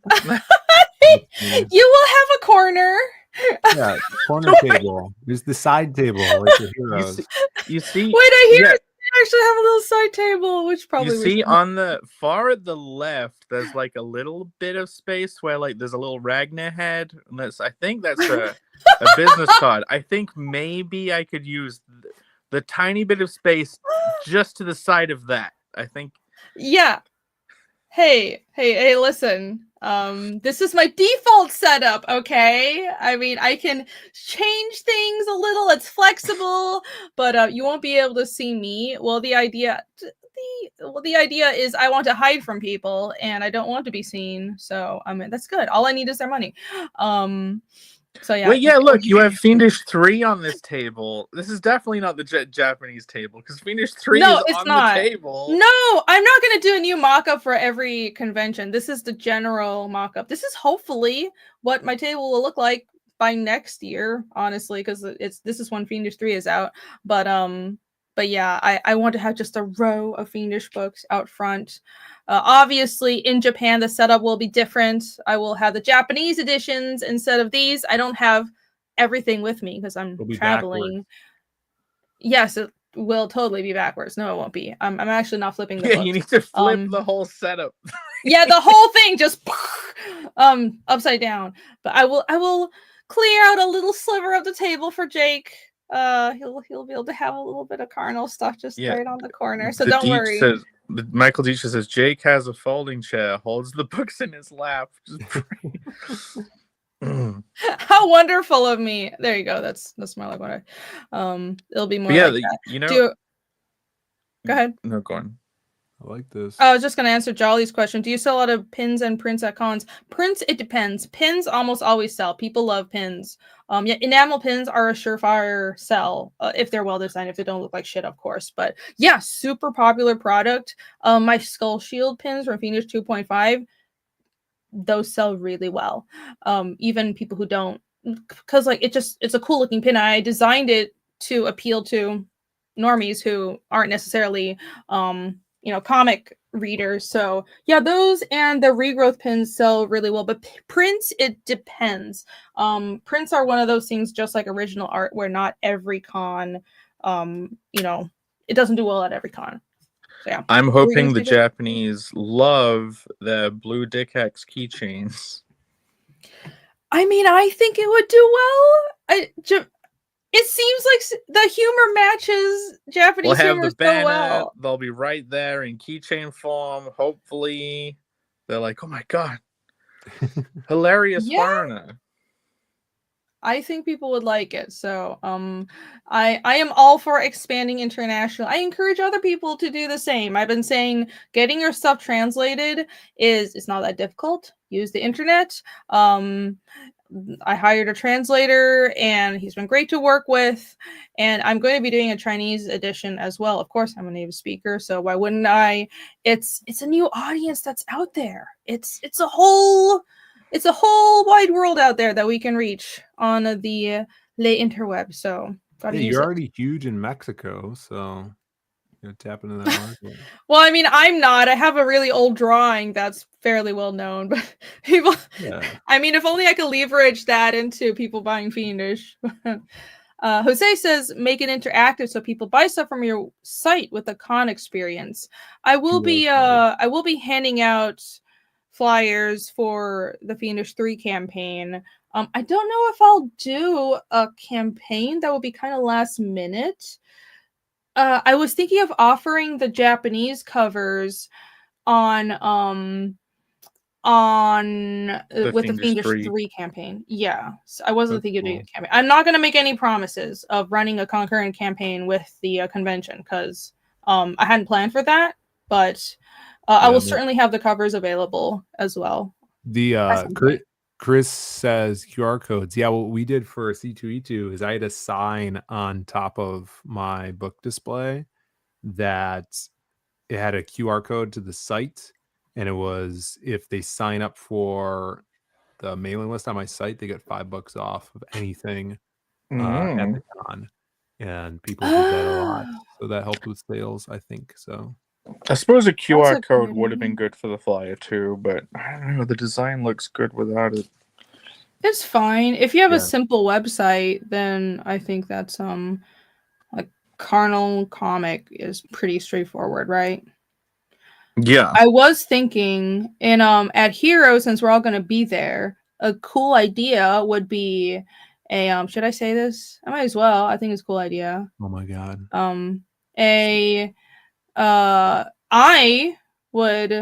I'm considering doing like a giveaway if everyone signs up for our books or signs up for all our email lists. It's like those sticker or stamp things that I've seen artists do this at conventions. People were going around in New York Comic Con doing this. Like you send people to your friends' tables to collect a series of stamps and you get a pin or something at the end. And I think people should do that. Like if you purchase something from someone's table, they get their stamp, you fill in the whole sheet. And then once you've filled it, it's a stamp rally. And then you could make something that gets given to someone who has a full sheet that they can only get if they've gone and like bought something from everyone at the table.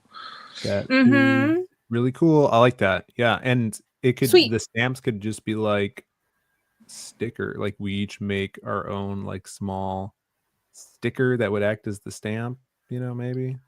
Maybe. Sure, you can literally just get little custom stamps and have the we could stamp.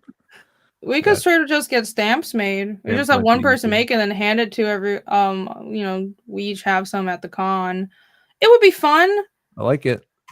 Phill is taking advantage of our OCD. Oh no, well listen. No, as ourselves. It is Henry. It's serving it, yes. We're fulfilling it. Stamp rally fan service. That is really cool. Yes. We should definitely do that. Yes, awesome. I love that idea because I like doing stuff like that. It's fun. It's like a gamified con experience. Yeah, that's super Yay. cool. Yeah. So, anyways, this is my new convention setup. I just want to show that off. I'm very proud of it. Also proud of this cover. Yay. Well, That's it. I think that's it. yeah, we managed to. We got to like 3.5 hours today. Yeah. Yay. Well done. Pretty good for not really having anything and winging it. Go me.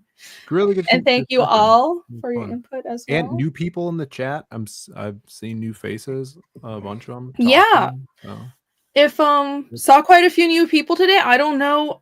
YouTube's been doing something with their algorithm. So the last short I posted did horribly. I mean, the algorithm has just been fucking with me everywhere. My Twitter algo has been terrible as well. I mean, I usually get pretty good interaction. I don't know. Come on, have mercy on me. I'm just trying to get my comic out there. But a lot of new people on today's stream, so that's nice and welcome. If you're new, thank you for joining us.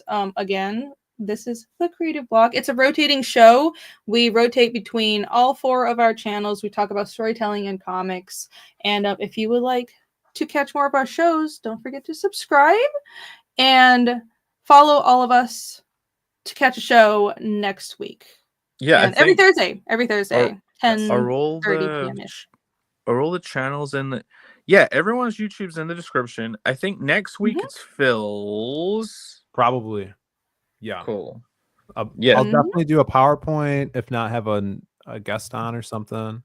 But tomorrow on the Diaz Brothers show, we're doing a special giveaway. So be there. It's a Easter shell bean giveaway.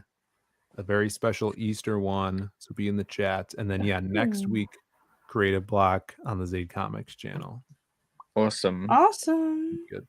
Hey, Big Drink Genuine Comics is here. That show next week is like just before traveling.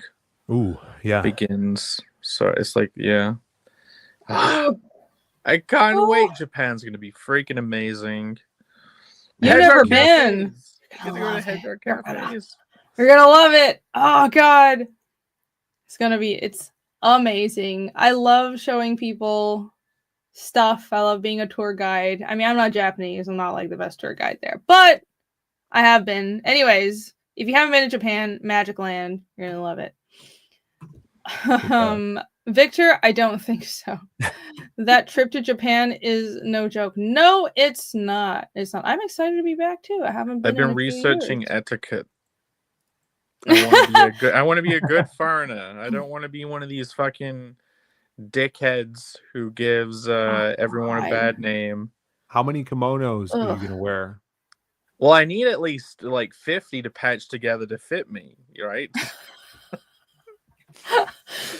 They do have kimono rental things. I did that the first time I went to Japan, like 2014 or some crazy long time ago. And back in the Jurassic era, it was cute. We rented kimonos and walked around Kyoto. The Deet says the bidding on Novel's piece is catching fire. Oh, is it? Ooh, let's go back. Before we go, we do have a meme. Oh yeah, we have a meme. All right. Says the Japanese will spot Jake from a mile away. Yeah, because I'll be like Godzilla stomping around like a huge freaking giant sumo Viking. The main things to know, of course, everyone very polite. Super clean, super quiet. Like I was last time I was there, I was trying to.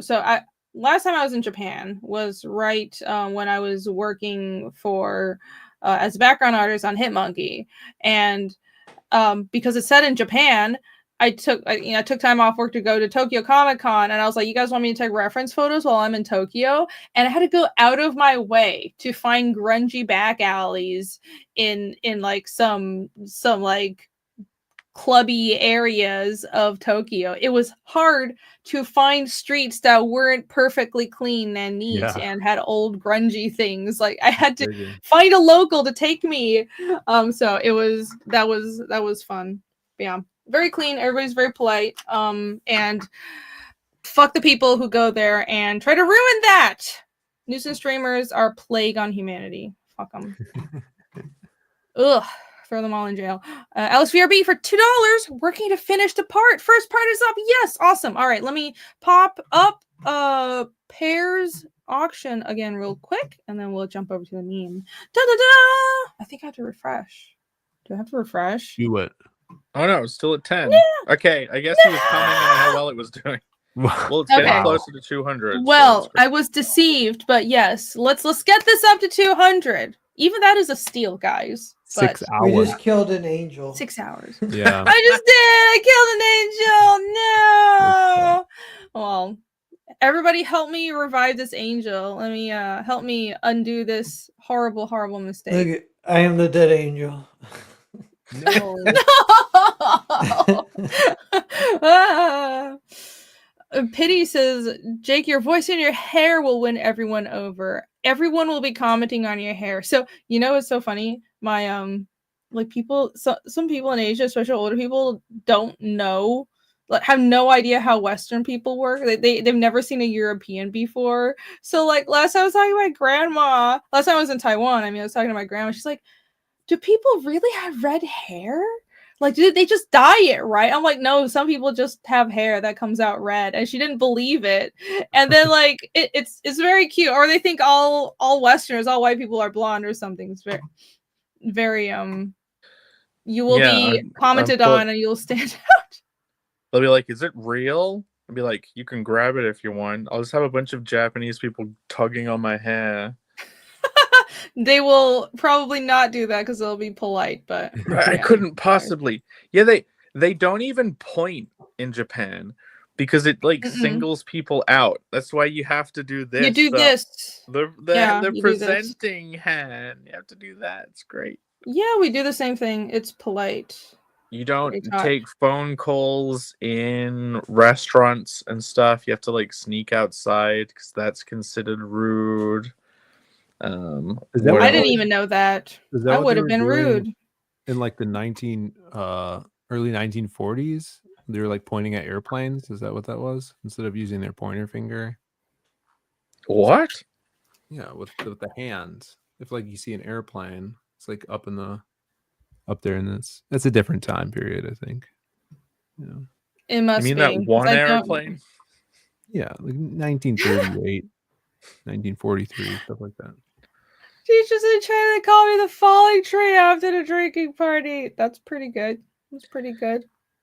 You know, when you go out drinking as well, it's customary to just order beer straight away, no matter what you want to drink, just so people can get to the cheers moment quicker. Aww. You know more than me now, because I have not bothered to research etiquette. I'm like, also, I want to wear shorts. Apparently, wearing shorts is weird, and like people will be like, want you to cover up your bright white legs. So people,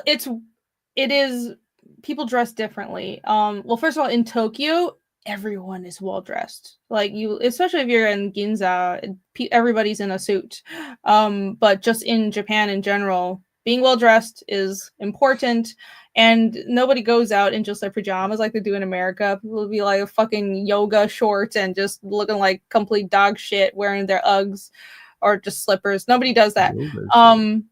But yeah, for women's clothes, it's always baffled me. You know how in the West, cleavage is not that big of a deal. But if you wear a really short skirt, that's lewd. In Asia, it's the reverse. Cleavage is really lewd. That's very uncommon. That's seen as very uncouth, but you can wear the shortest freaking skirts. And I never got that because that's not. I'm like, isn't the reverse? Does the reverse make more sense? But Michael Deach says, wear a cute skirt, Jake. That would be allowed. It would be. Yeah, let's do that. I'm wearing shorts. I'm definitely wearing shorts in Japan. There's no way I'm walking around a boiling hot country not wearing shorts. Yeah, it's hot, not. I don't think it'll be that hot. It's not summer yet. It's not going to be that hot. Okay. Yeah, we might just be at the tail end of cherry blossom season. It'll be beautiful. It's spring. You'll be fine. It is very humid. Wear nice shorts. It won't confuse you. Yeah, there is flexibility if you don't look like a native. as long I'm as you're wearing not shorts. obnoxious. It's happening. I'm weaing shorts.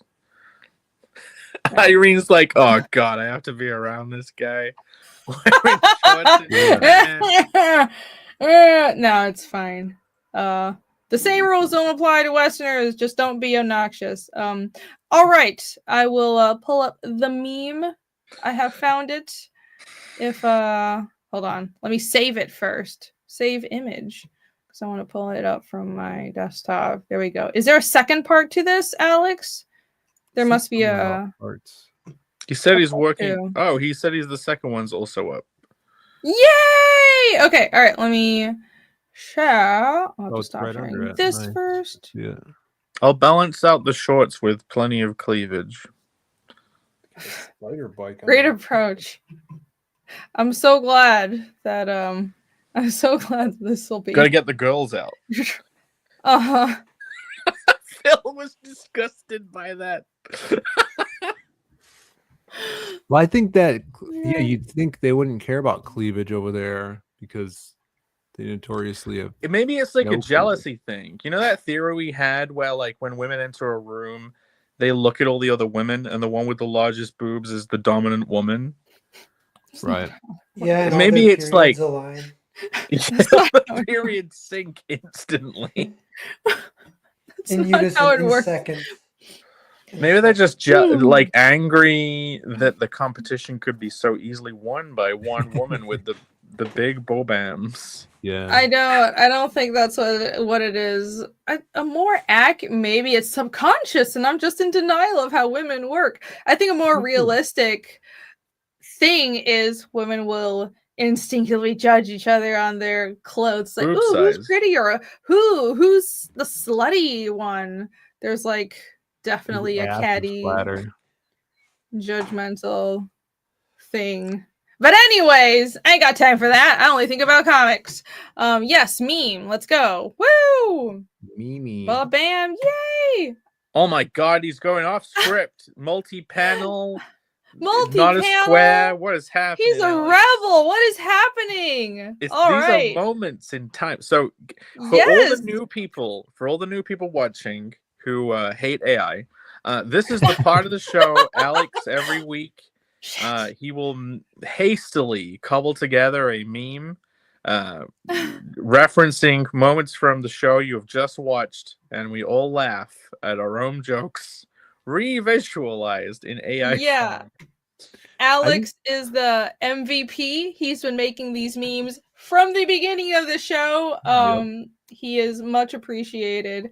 Anybody who hasn't watched the show and sees these memes will think that they're made by a schizo about schizos, which is us. But yes, they're in context of the show and they're fun.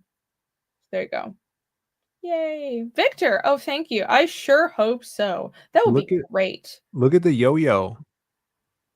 The yo-yo! Yeah, That's the I didn't realize threadless that's what it was. yo-yo.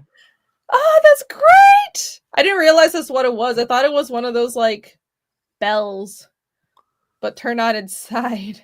I think in that crystal ball, are those moon shoes? Yeah. Yeah. Yeah.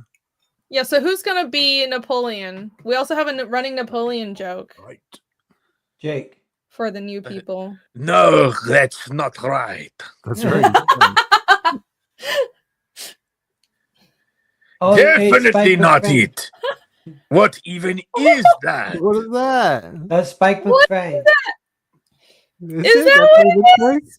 He looks like a monkey. Is he a little bat monkey? No, he's a bat. Okay. Big old Bats ears. and monkeys, not too dissimilar. That's kind of Pretty cute. cool. I don't. They must find your He's thing. a Okay, genius. next panel. I don't even know what it is, but I love it. Hold on. I feel like we are getting closer. It's Roberto. Great accent. I'm a big stinky French Ronnie. Wow, wrong channel. Yeah, only 2 seconds. It was only allowed to be on screen for 2 seconds. Yes. He added it's probably the fine. he added the ant fuzz that's on Yep. like the hotel or whatever. Very nice. Oh. Uh-huh. Oh, there's the Okay. quote. Yeah. Oh wait, it would also be his voice. Yeah, there's no quotes. There's nothing new under the sun. Never get too high. Never get too low.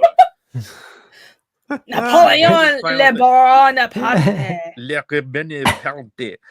Okay, something is coming into focus. Now that's what I'm talking about.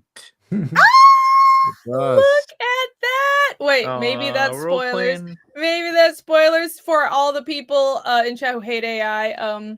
Sorry, this is a section where we embrace AI just briefly, just for the memes, okay? Just for the memes. It's great. The AI is great for ephemeral media.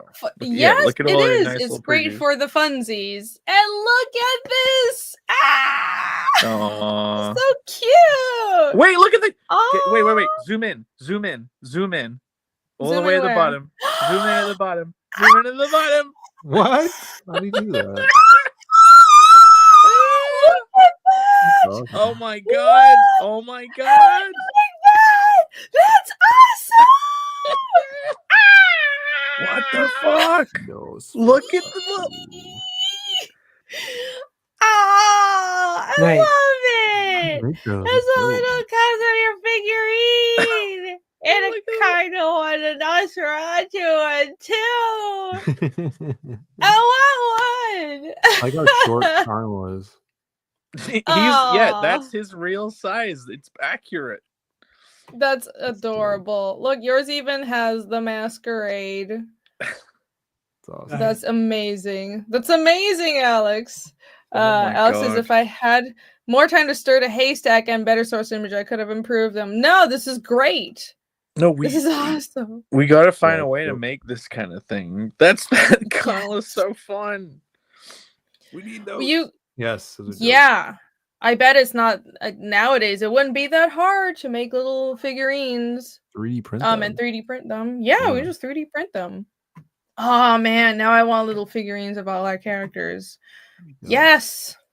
And we're playing our D&Ds. All right, we have to read our dialogue. I guess I'm first. Oh my gosh, my throat's starting to hurt. Okay, I'll do this. I can do this. I'm taking Naruto, but it's in a world where everyone's a cat. He's teaming up with all the ninja-looking guys. One of those characters that fucks everything up. It was worth it. The blood and tears paid off. There you go. I don't know why I did that voice, but I did it. I think that's Jake. I like how it's Jake's eyes. Mario goes to medical school to cure Luigi's AIDS. Does he do tricks? Does he walk the dog? I vow this week to get my ass worked. That's right. Hey, the eyes photoshopped into those glasses is cursed in a good way. I like it. Yeah. That's fucking terrifying, yeah.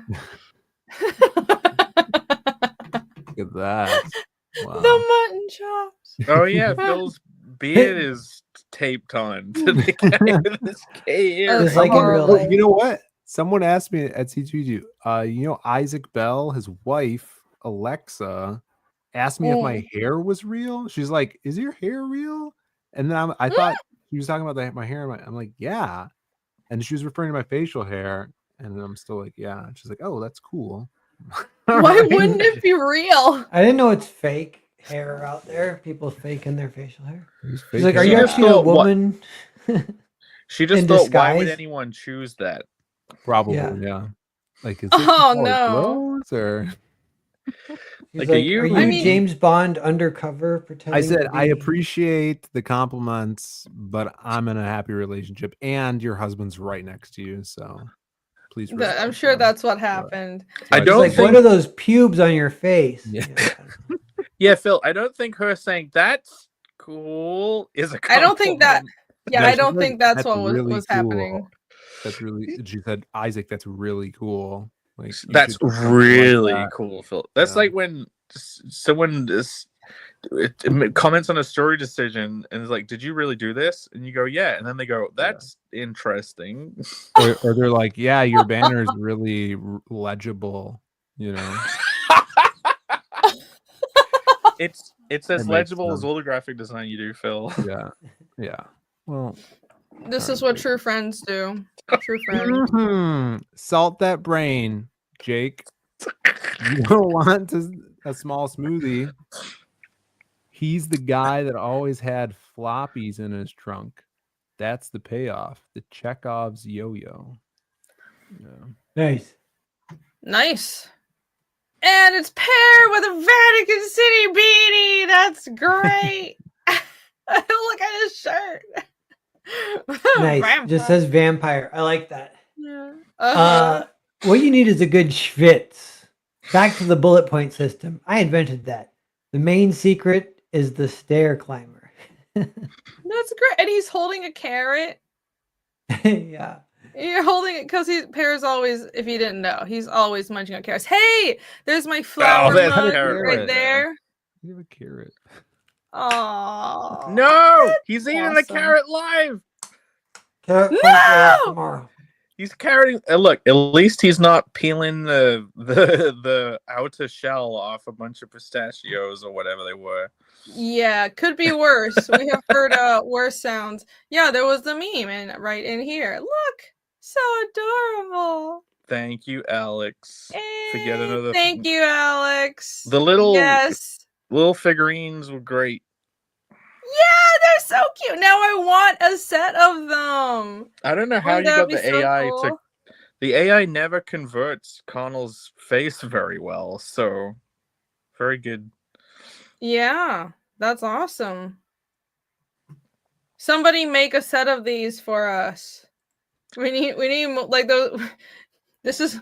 I need my channel to be bigger because larger channels will have fans just making these little figurines. I need a bigger audience so I can use them more to my own end. Yes, exactly. Yes, precisely. That is my intention. Thank you very much. Well, thank you all. Thank you, Alex, for the meme. Alex says it depends how much time and Emmanuel fix it, but yeah, it's on its own. Yeah, I think the time limitation definitely comes into play. But no, this is great, especially the Masquerade and Casimir. They look like little figurines. So Yeah, I'm so amazed, especially at those two. Great job. I have my 3D printed Krim, and I brought it to the table at C2E2. Everybody was freaking out about it, but yeah, those things are so cool. And if you could find a 3D sculptor, it's totally worth it to pay them to your character because it's so easy to if you have a 3D printer, or I could just 3D print it for you guys.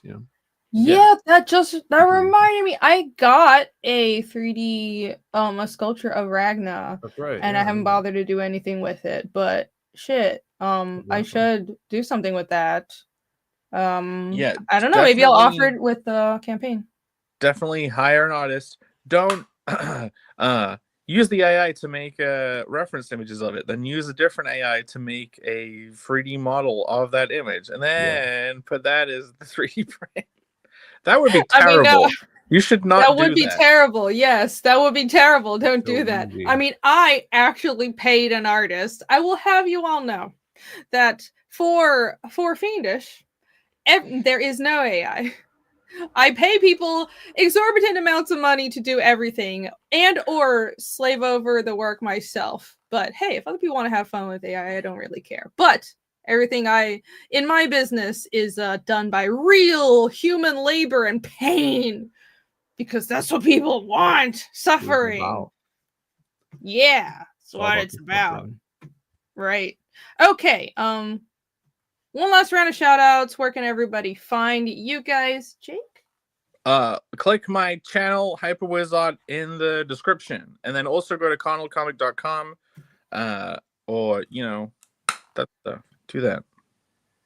Awesome. I should be posting these links. So let me do that. Let me post a link to Carnal right now. So everyone can back that because that's a live campaign. So there you go. Everyone go there. And Pear, where can everybody find you? My 2 eBays. And one of them is from... Damn it! One of them is from like 2008. For some reason, I think my eBay account was called The Doss. And it was that short for the Dawson from Dawson's Creek. I don't know why I named it that. Dear Actually, I heaven. kind of do know because it was that stupid drinking game where you have to invent. It's called Stupid Ninja. Have you guys ever played? No. You have to No. invent a move, and your move is like the Dawson, and then you like someone else has to do their move. So that was my go-to move, basically, and it became my eBay. Okay. Well, yeah, go to that. And also, here's his current live eBay auction. Alex posted a link to Vatican City. Oh, wait. No, not there. Shit. No. Maromi posted a link to Vatican City, which is now out in your local comic shop. So go purchase that. And thank you also, Alex. Official eBay store. Thank you. I have the best mods. You guys are great. Thank you for all the links. Yes, go do that. And Phill, where can everyone find you? Zaid Comics tomorrow. I'll be streaming with my brother at 7:30 Eastern time, and we're doing a giveaway over there, so be there for that. And you go to zaidcomics.com to get any of our books. We're shipping out Psycho Slumber this weekend and next week, so get ready to have your mailboxes filled. And yeah, thank you guys. Great show. It's been fun. Awesome. Hell yeah. There's Zaid Comics. There's their website. Go follow them. And same thing on YouTube, I believe. Next week's And, show is on Phil's channel as well. Yes. Next be week's show is there. on Phill. So be sure, links are in the description to all of our YouTube channels. Go follow Phill because the next creative block will be on his 10 to 10:30 Eastern-ish, something like that. And last but not least, me. I haven't pulled up the Fiendish website yet, but I do that every show, so that's fine. But yes, go here, fiendishcomic.com. This is where you can find all the information about the series. I have physical books you can order. And if you go there, I have like a universal email list that pops up. So if you sign up for that, you'll be notified of the Chapter 3 launch as well. We're actually sold out of 2.5 books. I was bad at managing stock levels, so especially since I'm about to be traveling, we'll be out of stock for a while, but that's okay. You can pre-order. We still have Fiendish 1 and 2 books. If you order those, RJ will ship out your orders right away. So yeah, check out the website. Tons of stuff on there. Cover guide, character profiles, store, everything. And you can find me at Rini Draws pretty much everywhere. Of course, here, this is my channel. And on Twitters, that's where I'm usually most active. Yeah. And thanks for watching.